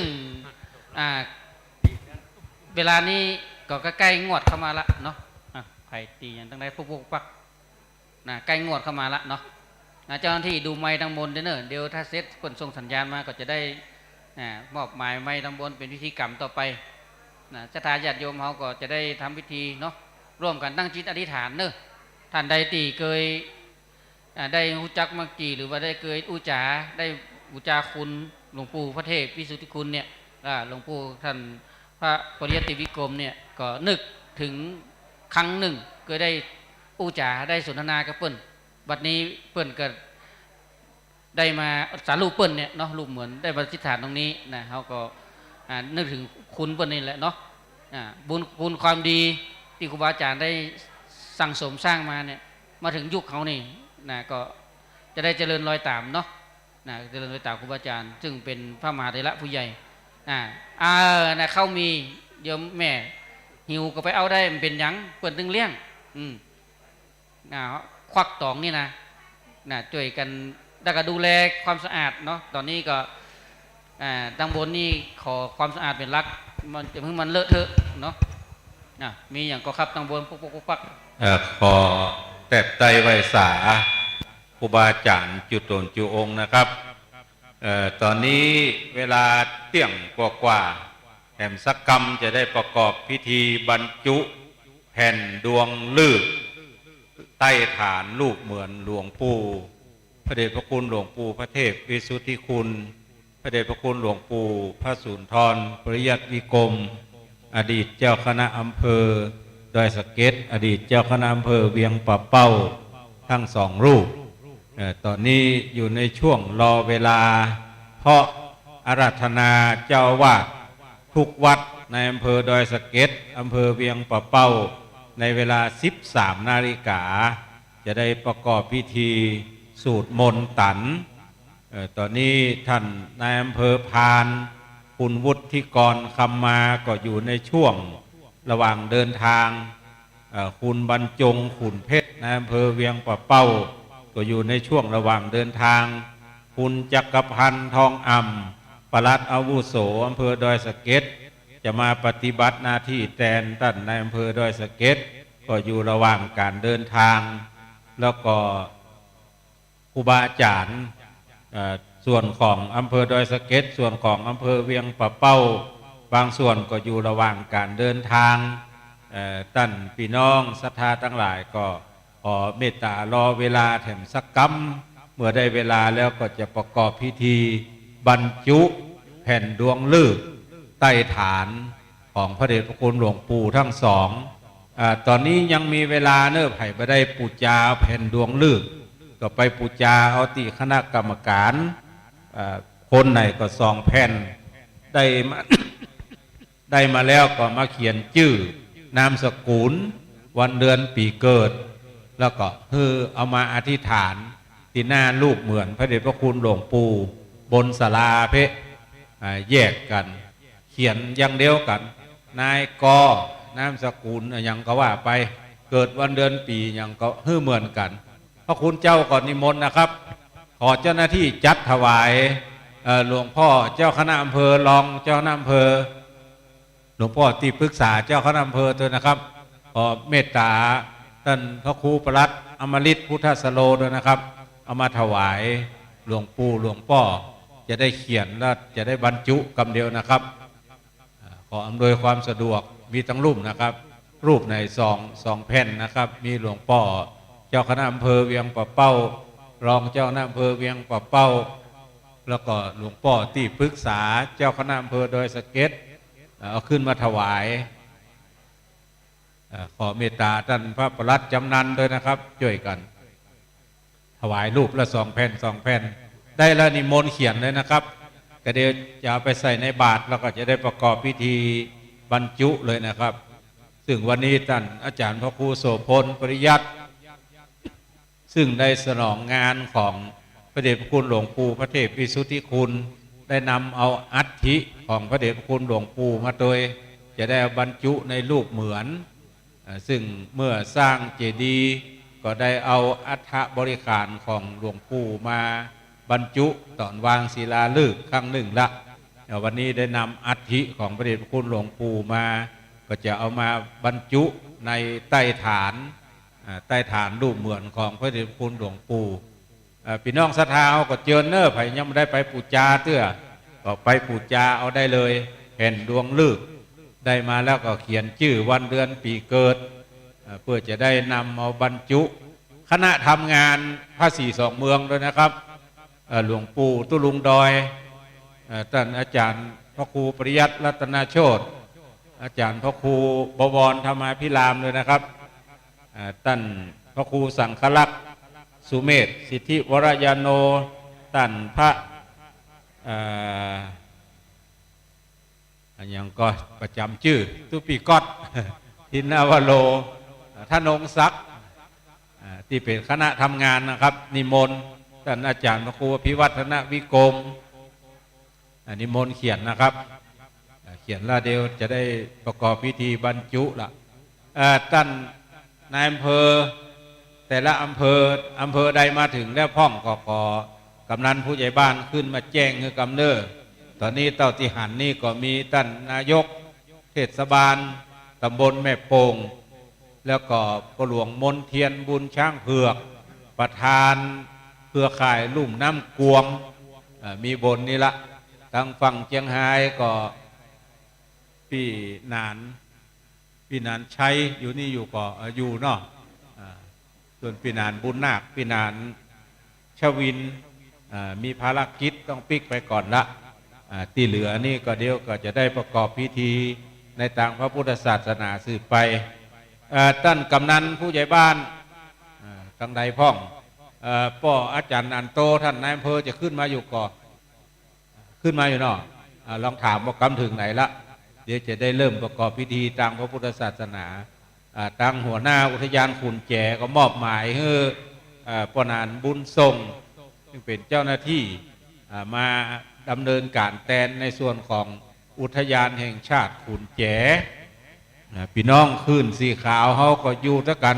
วันค่ำต้องไผ่ลงไปได้แล้วเนอะเขามีวัดปางแฟนเปิดเอามาตัวท่านเลขา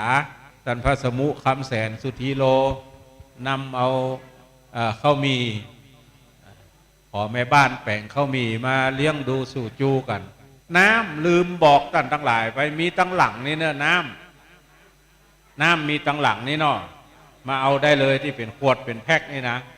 กาแฟก็มีหลังนี่เนอะใครจะกินก็กินได้เลยกาแฟถ้านอกอันมันเสี่ยงบนอันมันเสี่ยงก็เปิดเอาในตู้นั่นแหละท่านพระธนงศักดิ์ช่วยพอเถอะกำเนาะเอากาแฟออกมาใครจะกินกาแฟไปตั้งหลังได้เลยเนอะกาแฟมีตั้งหลังนี่ได้แผ่นดวงลึกแล้วก็เอามาบรรจุเลยเนาะแยกบรรจุเลยพระสงฆ์องค์เนรเฮาที่อยู่ตั้งลุ่มตั้งล่างเขียนแล้วก็เอาขึ้นมาเลยเนอะบรรจุเลย เอาใส่ในบาตรเนาะอธิษฐานเนี่ยกำหนึ่งขอให้มีอายุมั่นขวัญยืนสุขภาพดีพอละสตางค์นั้นมันมีหมอกเก่านะท่านทั้งหลายประเดี๋ยวนี้บนนี่ถึงแม้ว่าเขาแปลงศาลาละหลังหนึ่งแต่ว่าเต้นหลังหน้านี่ตุลุงดอยขออนุเคราะห์ไผ่หุลืมไปละปออุ้ยอย่างหุเพิ่นเสียไปเพิ่นสั่งไว้เอาเต้นแปลงภาษาคือกูกำเนิดลูกหลานก็เลยยกขึ้นมาตานนี่แล้วเต้นหลังตั้งใต้นี่ฝากยังผักยังใหม่นี่อันนี้ตุเจ้าหลวงวัดปางไข่บวกขอนพระครูอย่างก็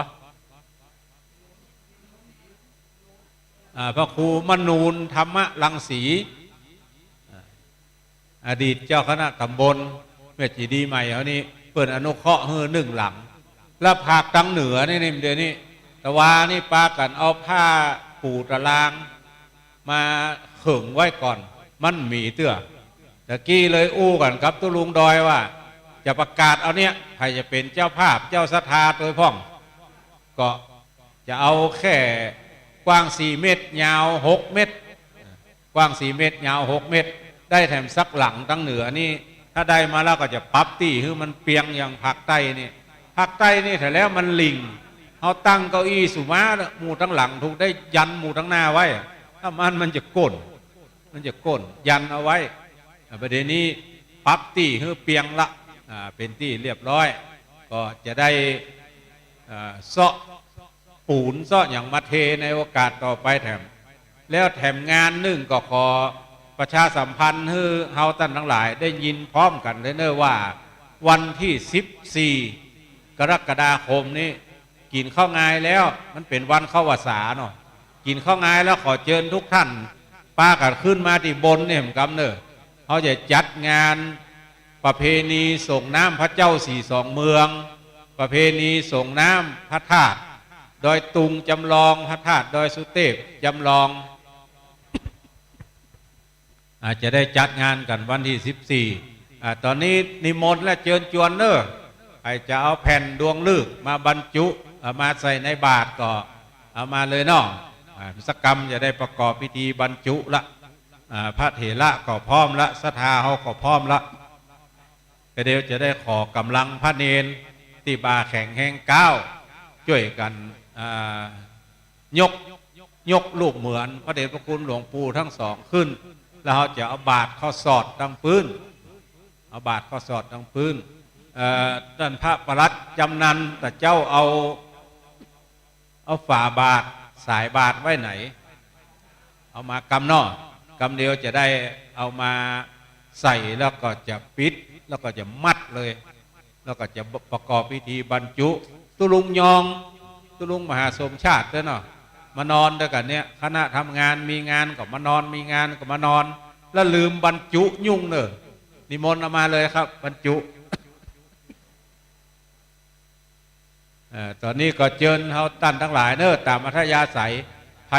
ต้องการกาแฟมาทั้งหลังให้เนอะหลังศาลาทั้งหลังผักไส้นี่บริการตนเองแก้วก็มีหั่นอย่างก็มีหั่นหมดแก้วกระดาษช่วยเตือนตัวเองตัวกำนออภัยบรรจุมาเนอะอภัยจะบรรจุมาพระสงฆ์องค์เนรเราอยู่ตั้งหน้าผู้ก่อนนิมนต์นะครับตอนนี้พระเดชพระคุณหลวงพ่อพระครูมงคลศรีละวงศ์รองเจ้าคณะอำเภอดอยสะเก็ดก็เดินทางมาถึงละวันนี้พระเดชพระคุณหลวงพ่อจะได้ทำหน้าที่แทนหลวงพ่อเจ้าคณะอำเภอ ราะหลวงพ่อเจ้าคุณเดินทางไปที่วัดบ้านเกิดเปิ้นที่วัดพระเนตรอำเภอเมืองจังหวัดน่านเปิ้นประกอบพิธีพุทธาภิเษกพระพุทธเจ้าพระพุทธรูปในวิหารบัดได้มานี่ก็มอบหมายให้หลวงพ่อพระครูมงคลศรีละวงศ์ซึ่งเป็นสมณศักดิ์เดิมของหลวงปู่พระเทพวิสุทธิคุณเนี่ยขอจัดถวายหลวงพ่อพระครูมงคลศรีละวงศ์1 ชุดเนอะท่านประหลัดจำนันจะได้ให้หลวงพ่อได้เขียนปินานออดพีระชัยมีใยมีใจสันนเมงร่วมทำบุญมา100 บาทละเป็นเจ้าภาพเต้นเป็นเจ้าภาพเต้นใครจะเป็นเจ้าภาพก็ไปตั้งหน้าเนอะเดี๋ยวนิมนต์ตุลุงยองตั้งหน้านะครับตอนนี้รอเวลาแถมสักกัมนะครับใครมาได้เขียนชื่อเสียงเรียงนามเอามาบรรจุในบาตรก็ขอนิมนต์ขอเชิญชวนเลยเนอะศรัทธาท่านทั้งหลายเถอะเนาะมาถึงแต่เจ้าอาจจะมาได้เนี่ยอย่างสักอย่างเถอะเจอเนอร์ท่านกำนันองค์อาจขันใจเดินทางมาถึงละเจอเนอร์พุ่นก็ได้ใต้ก็ได้นี่ก็ได้ครับเพ่ก็ได้ครับนิมนต์ท่านพระครูอู้ไปเรื่อยๆนะครับนิมนต์ไปเรื่อยๆนิมนต์ไปตอนนี้ท่านปออาวุโสเนาะปออาวุโสอำเภอดอยสะเก็ดได้เดินทางมาถึงละยังรอท่านนายอำเภอขอแม่ครูธนวันชัยวงศ์เอาน้ำไปรับรองท่านประหลัดอาวุโสกับท่านนายอำเภอตั้งหน้าพุ่นกับนอก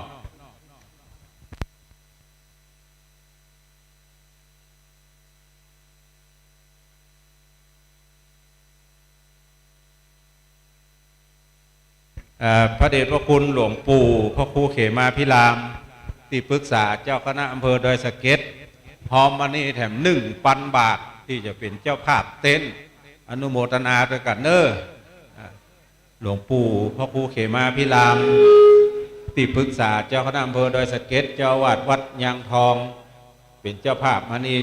เต็นท์แถม1,000 บาทก็อนุโมทนาเนอ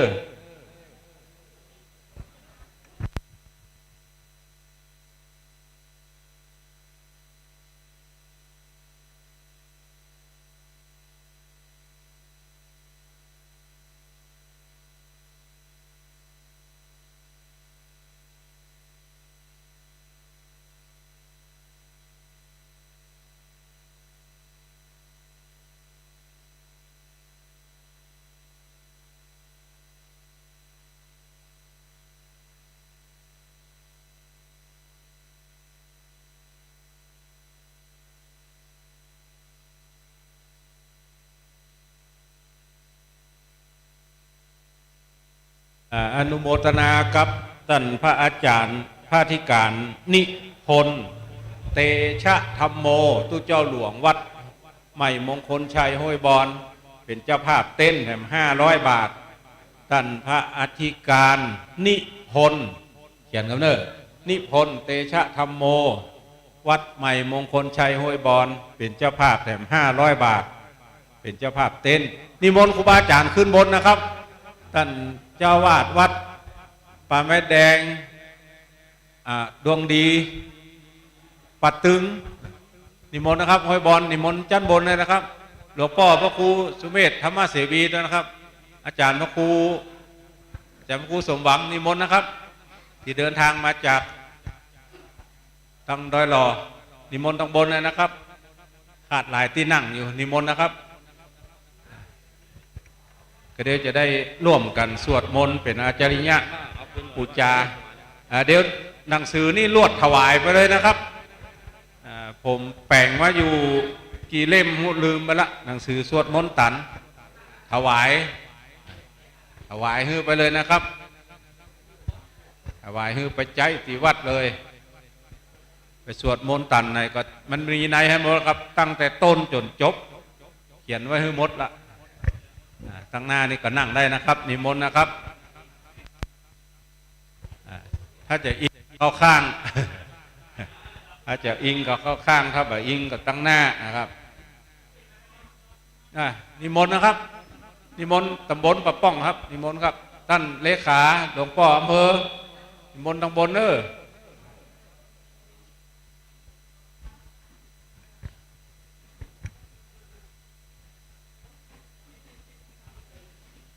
ศรัทธาเฮาก็ซ้อหาที่นั่งที่เจ้าเนาะเอาหมู่เฮเอาให้มันยกหนึ่งก็ได้จะเข้าสู่พิธีละ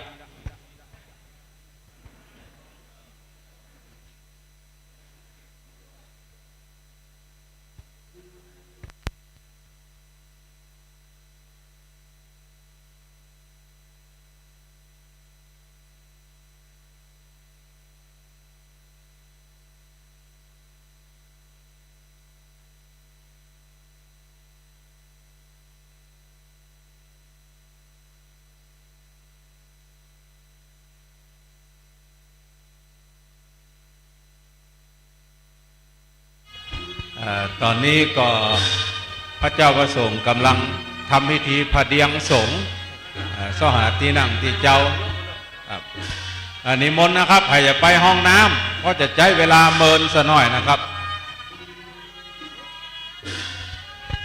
พระเดชทางใต้นิมนต์ทางเหนือนะครับนิมนต์ทางเหนือเดี๋ยวจะให้ศรัทธาเข้านั่งศรัทธาเขาเข้ามาเลยเนอะเข้ามาในศาลาเลยเนาะศรัทธาเข้ามาในศาลาพระเจ้าประสงค์ที่เดินทางมาถึงแล้วนิมนต์ทางเหนือนะครับ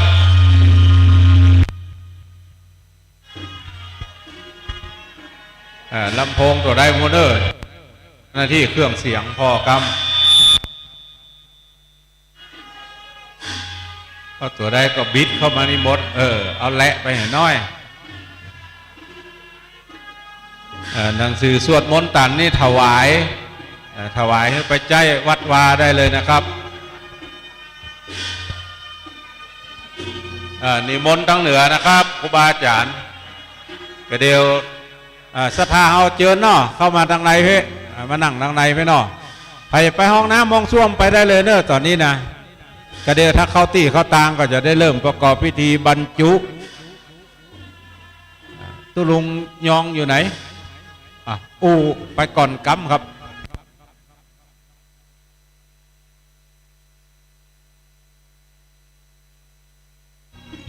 ตอนนี้ก็พักยกหน่อยนะทางคณะกองโดยการนำของครูบอยจากหางดงแม่เป็นแห่เป็นชุดหนึ่งนอนรอครูบาอาจารย์กำลังประเดืองสงฆ์ยังเหลือที่นั่งอยู่หลายอยู่นู่นศรัทธาก็วันนี้หลากหลายวันนี้เป็นวันดีที่เฮาท่านทั้งหลายดึงไปในไปนอกเจ้าสมณศรัทธาและมหามูลศรัทธาทั้งหลายได้มารวมน้ำจิตน้ำใจกันวันนี้นักหนาป่าป้านศรัทธาก่อนนักพระสงฆ์ครูบาอาจารย์ก่อนหลายในเมตตาบารมีธรรมหลวงปู่อายุถึง90 ปลายท่านพระครูเข็มมาลามได้เมตตา90 ปลายก็แข็งแรงแห้งดีนะขึ้นดอยได้สบายเปิ้นห้างน้อยแอวบางห้างน้อยวันนี้เจริญพรต้อนรับคุณเชิดพงษ์กิ่วแก้วได้เดินทางมาถึงแล้วนะเจ้าภาพใหญ่ ได้สร้างพระธาตุเจ้าเจดีย์เป็นเก้าเป็นกันด้วยกันแล้วก็ขอบคุณในเมตตาธรรมอาจารย์ท่านพระครูโสพลปริยัติเปิ้นก็มาทุกครั้งเมื่อเวลามีการมีงานดังดอยนางแก้วได้รับความเมตตาจากท่านมาทุกครั้งวันที่14วันที่17เนาะจะได้ไปตานเตียนพุ่นวัดบ้านเกิดของท่านวัดกองฝายเนาะกองฝายครูบาอาจารย์ก็ไม่ได้ห่างหายไปไหนนะอยู่ตลอดดังหลวงพ่อมานิดถาวโลสำนักสงฆ์หอมบุญท่านมหานิมนต์ขึ้นมานิมนต์ครับเนี่ยท่านมหาสมชาติ เดี๋ยวมาทำบนให้กรรม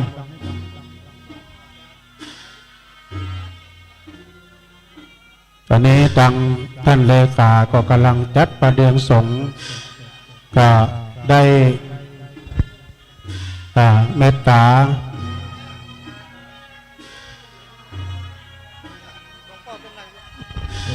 เป็นอย่างนั้นเอาศรัทธาญาติโยมเนอะตอนนี้ทางครูบาอาจารย์พระสงฆ์องค์สังฆเจ้าก็รอเนาะท่านประธานในพิธีสกรรมก็จะเดินทางมาครบมาป่วยแล้วแจ้งมาแล้วว่าเดินทางมาแล้วเนาะก็ขอขอบคุณตังอีปออีแม่ศรัทธาหมู่เฮาทั้งหลายได้มากันตั้งแต่เจ้าละพ่องก็มา9 โมง 10 โมงพ่องก็มาตั้งแต่บ่ายไงมาตานจังหันขันเข้าเนาะคือพระสงฆ์องค์สังฆเจ้าที่มาปฏิบัติธรรมอยู่ที่นี่ก็อนุโมทนาทุกกำลังจิตกำลังใจที่ศรัทธาญาติโยมมีต่อครูบาอาจารย์พระสังฆเจ้าเนาะที่เขาได้ร่วมกันขึ้นรำตำสร้างที่นี่วันนี้ก็เป็นงานสำคัญที่เขาได้มารับลึกถึงคุณของครูบาอาจารย์แต่ก่อนเก่าท่านพระท่านเจ้าคุณถึง2 รูป 2 องค์ที่เป็นผู้ก่อเก้าก่อเริ่มดำตีในการก่อร่างสร้างแปลงที่นี่ได้ทำรูปเหมือนรูปหล่อของพระเดชพระคุณหลวงพ่อพระเทพวิสุทธิคุณของพ่อพระสุนทรปริยัติวิกรมได้เป็นทองสำริดสถาแต่ว่ารมดำมาเพื่อมันลูกของเปิ้ลเนาะเป็นมีมนต์ขลังบ่เปื้อนง่ายแบบนี้มันจะบ่เปื้อนง่ายเพราะฉะนั้นศรัทธาญาติโยมพี่น้องทั้งหลายคนว่าโอ้จะได้บ่เอาสีทองสีทองนี่เวลามันหม่นมันหมองมันเปื้อนง่ายอีปอยแม่ทั้งหลายฉะนั้นในวันนี้เปิ้ลก็เลยเอาเป็นรูปหล่อลมดำแบบนี้เพื่อจะให้เปิ้ลมีมนต์ขลังเนาะดูแล้วนากราบนาไวนาสาสักการะปูจาเนอะตอนนี้พระสงฆ์มหาเถระครูบาอาจารย์ก็พร้อมเพรียงกันแล้วเรือแห่บกีอึดใหญ่พิธีสำคัญก็เริ่มต้นบังเกิดขึ้นศรัทธาเป็นจัตตานาบุญของหมู่เฮาเจ้าข้าทั้งหลายที่ได้มาร่วมกินร่วมทานร่วมบุญร่วมกุศลด้วยกันในคราวครั้งนี้ได้ก่อร่างสร้างแปลงเริ่มต้นมาเป็นเวลา2-3 ปีอาจารย์ถึงพระสงฆ์องค์สังฆะเนาะก็ได้รับความร่วมมือจากศรัทธาญาติโยมจากนักศีลนักบุญทั้งหลายตลอดถึงพระสงฆ์องค์สังฆเจ้าทุกวัดทุกวาในเขตพื้นที่ของ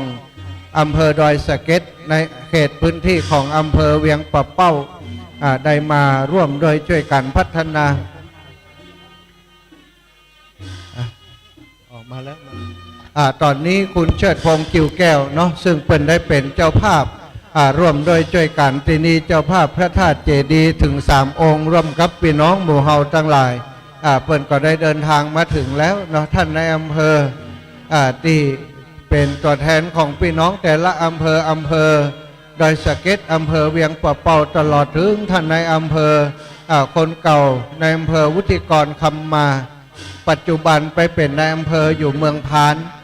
ก็จะเดินทางมาร่วมพิธีที่นี่ศรัทธาซึ่งกลุ่มผู้นำทั้งหลายเนาะโดยเฉพาะผู้นำต่างท้องที่ท้องถิ่นมีท่านนายอำเภอเป็นเก้าเป็นประธานนั้นได้มอบหมายให้ท่านผู้ใหญ่บ้านท่านผู้ช่วยสารวัตรต่างๆท่านกำนันในพื้นที่อำเภอนี้มาร่วมงานกับครูบาอาจารย์พัฒนาตั้งแต่แรกเริ่มเดินที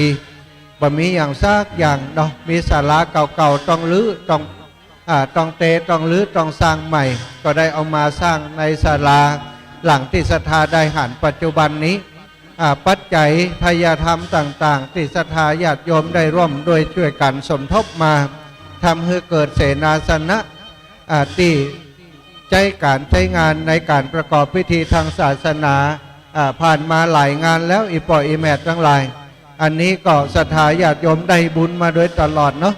เอาสร้างศาลาประดิษฐานเรียบร้อยแล้วก็ได้ใช้ศาลาเป็นประโยชน์ในการทำในเรื่องของพระธาตุที่ผ่านมาก็อาศัยศาลาหลังนี้เป็นที่ประดิษฐานพระพุทธรูปที่ประกอบพิธี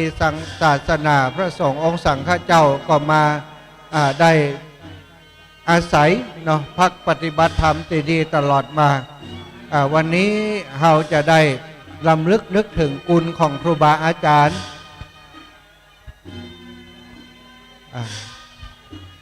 ตังสลายแห่เนาะตอนนี้ตังพิธีจะเริ่มแล้วเนอะ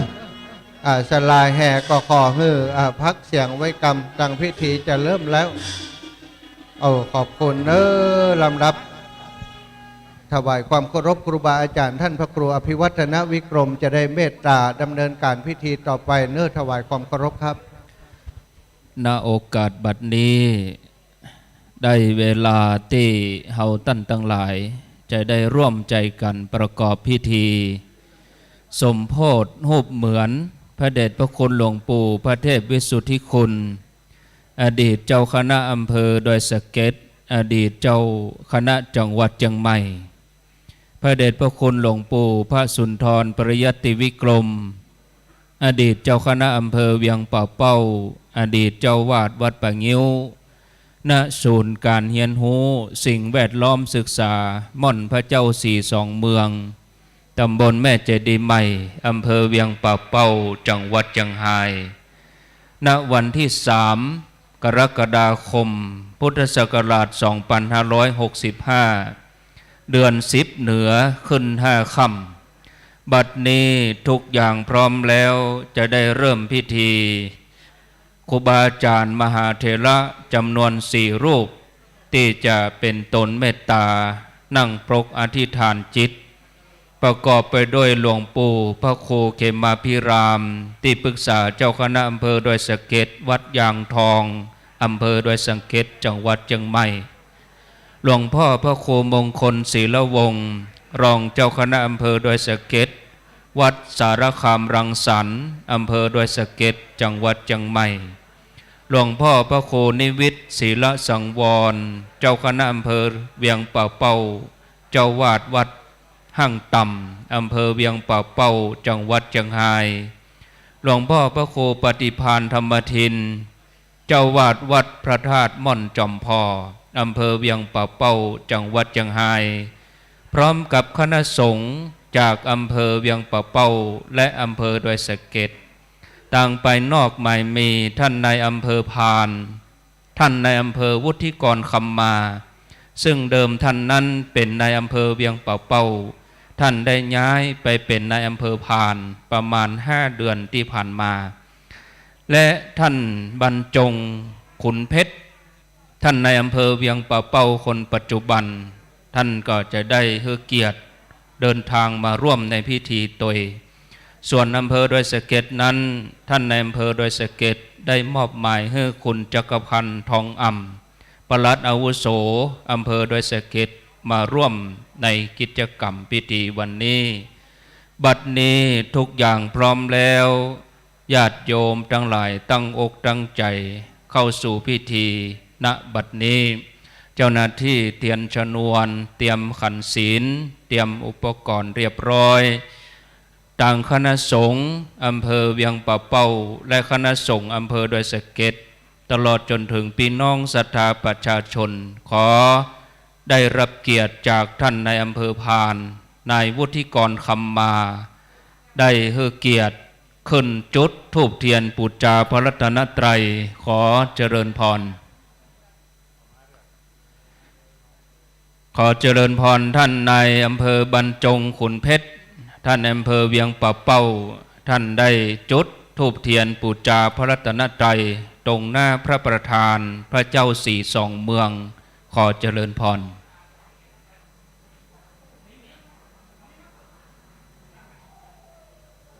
เชิญญาติโยมทั้งหลายตั้งใจประนมมือขณะที่ประธานในพิธีท่านบรรจงขุนเพชรท่านในอำเภอเวียงป่าเป้าได้ให้เกียรติขึ้นจุดธูปเทียนบูชาพระรัตนตรัยณพระประธานพระเจ้า42เมืองเชิญทุกท่านได้ตั้งใจประนมมือญาติโยมที่อยู่ที่นี่และญาติโยมที่รับฟังสถานีวิทยุอยู่ที่บ้านตัว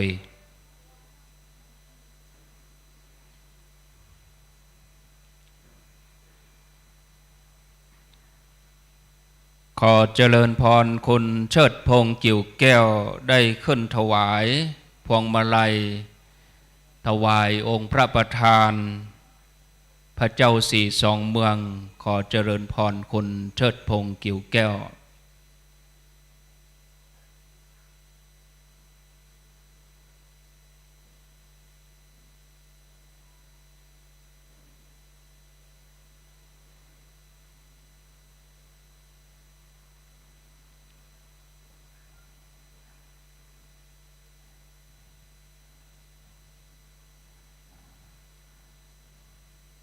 วันนี้ก็อากาศดีญาติโยมทั้งหลายแดดล่มลมตกลมเย็นสบายบนยอดดอยที่นี่เมื่อคืนนี่19 องศาญาติโยมเมื่อคืนแต่ว่าครูบาอาจารย์มานอนที่นี่รวมกันตึงขยมพระเนนก็11 รูปคนแปะน้ำกู้คน ประหยัดน้ำเจริญพรคุณเชิดพงษ์กิ่วแก้วได้ขึ้นถวายพวงมาลัยที่องค์พระประธานประเคนพระประธานแล้วก็เอาตั้งไว้ตั้งบนก็เจริญพร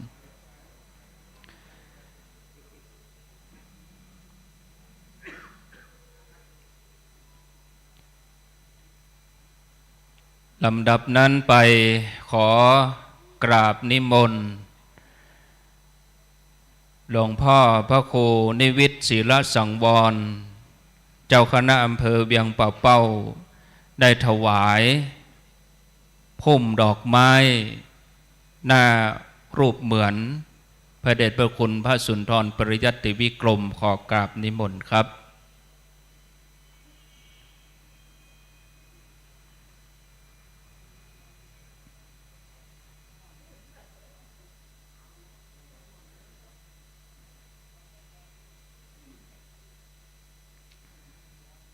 ขอกราบนิมนต์หลวงพ่อพระครูมงคลศิลวงศ์รองเจ้าคณะอำเภอดอยสะเก็ดปฏิบัติหน้าที่แทนเจ้าคณะอำเภอดอยสะเก็ดได้ถวายพุ่มดอกไม้ที่รูปเหมือนพระเดชพระคุณพระเทพวิสุทธิคุณอดีตเจ้าคณะอำเภอดอยสะเก็ดอดีตเจ้าคณะจังหวัดเชียงใหม่ขอกราบนิมนต์ครับ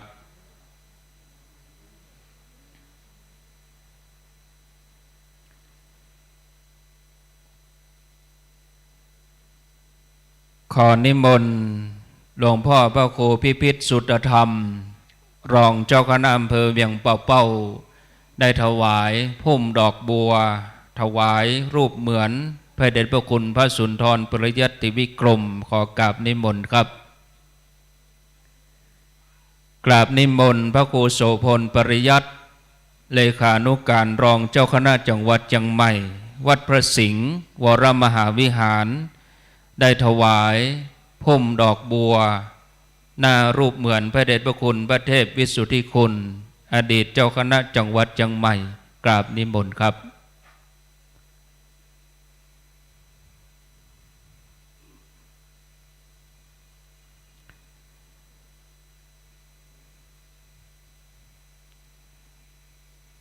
ขอเจริญพรตัวแทนอุทยานแห่งชาติขุนแจตัวแทนคุณจิรพัฒน์กิติชัยพรเจริญพรคุณบุญส่งหมื่นถาได้จุดธูปเทียนปูจาหน้ารูปถ่ายพระเดชพระคุณหน้ารูปเหมือนพระเดชพระคุณพระสุนทรปริยัติวิกรมขอเจริญพร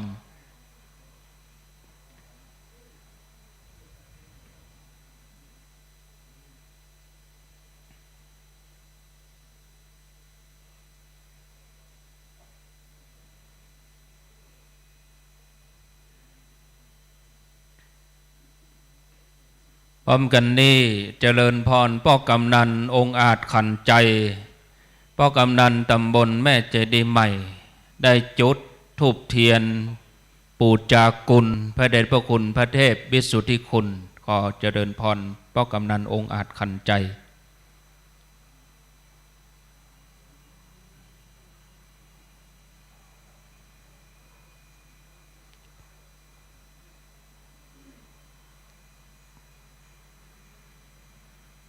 จะจุดเตียนตังบนศาลานี้แล้วหมดก่อนเสร็จเรียบร้อยก็จะได้เจิญผู้มีเกียรติตัวแทนพี่น้องญาติโยมได้จุดปูจาพระธาตุเจ้าทั้ง3 ดวงตั้งลุ่มก็จะจุดตั้งบนนี่เรียบร้อยหมดพระกำนันองค์อาจขันใจ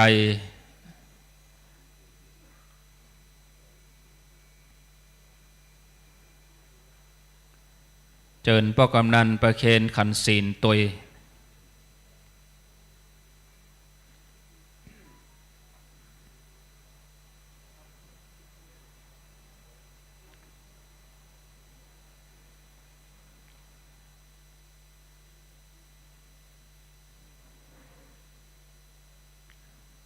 หลังจากที่พ่อกำนันองค์อาจขันใจได้จุดธูปเทียนปูจากุลพระเดชพระคุณพระเทพวิสุทธิคุณเรียบร้อยแล้วก็เจริญพรพ่อกำนันได้ประเคนขันศีลตรงประธานสงฆ์นำเจริญพุทธมนต์ต่อไปเป็นการจุดเทียนที่พระสงฆ์จำนวน4 รูปครูบาอาจารย์ที่นั่งปรกแผ่เมตตาจำนวน4 รูปด้านใต้ก่อนนะครับเจ้าหน้าที่ได้นำเทียนชนวนไปด้านใต้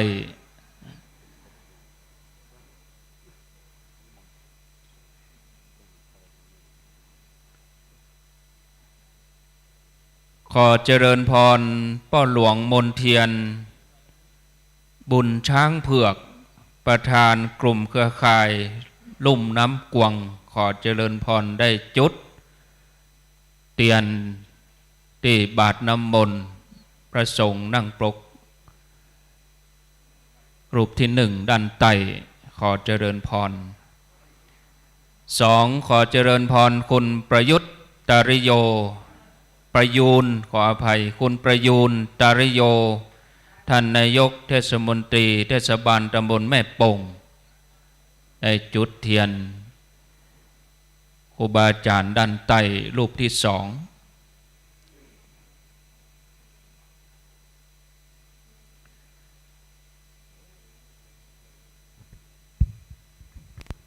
แถม2 จุดจำนวน2 ท่านดังต่อไปนี้เจริญพรพ่อหนานบุญนาคจอมธรรมประธานสภาวัฒนธรรมอำเภอเวียงป่าเป้าชมรมน้อยหนานอำเภอเวียงป่าเป้าและเจริญพรพ่อกำนันศรีทันปาเขื่อนตะอดีตกำนันตำบลเวียงอำเภอเวียงป่าเป้าจำนวน2 ท่านขอเจริญพรได้ขึ้นมาจุดเตียนที่บาทน้ำมนต์พระสงฆ์2 รูป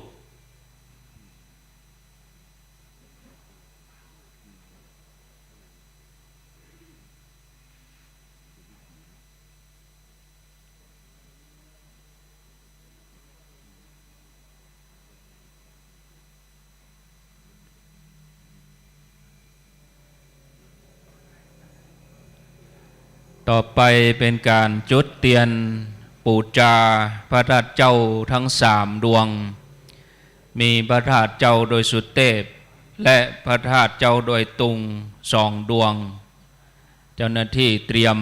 เตียนชนวนตั้งลุ่มขอเจริญพรตั้งไว้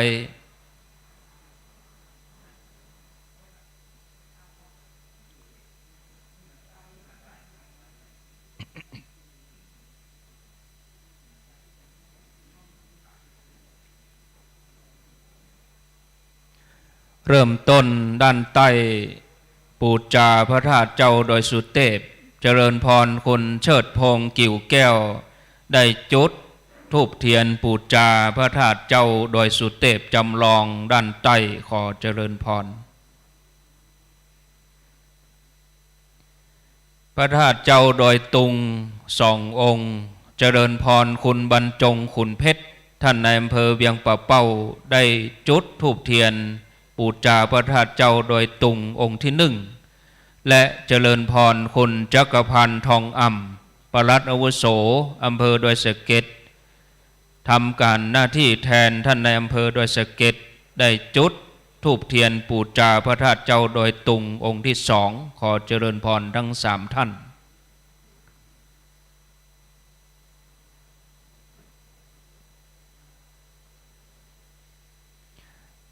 หลังจากที่บรรดาตัวแทนศรัทธาญาติโยมเฮาท่านทั้งหลายได้จุดเทียนต่างๆเรียบร้อยแล้วจะเริ่มพิธีตั้งบนโดยกราบนิมนต์ท่านพระครูชลทานพิทักษ์ได้กล่าวกรรมโอกาสขึ้นขันห้าโกฏากหลังจากไหว้พระสมทานศีลเรียบร้อยแล้วนะครับ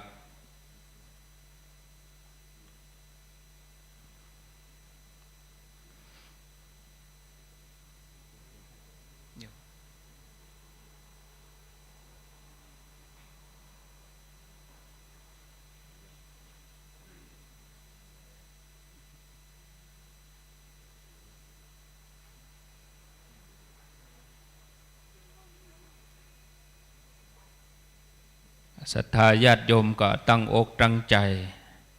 ในส่วนพิธีนี้ก็เป็นที่น่าอนุโมทนาที่ญาติโยมได้ตั้งใจบางท่านก็มาตั้งแต่เจ้า10 โมง 11 โมงห่อเข้ามาตุย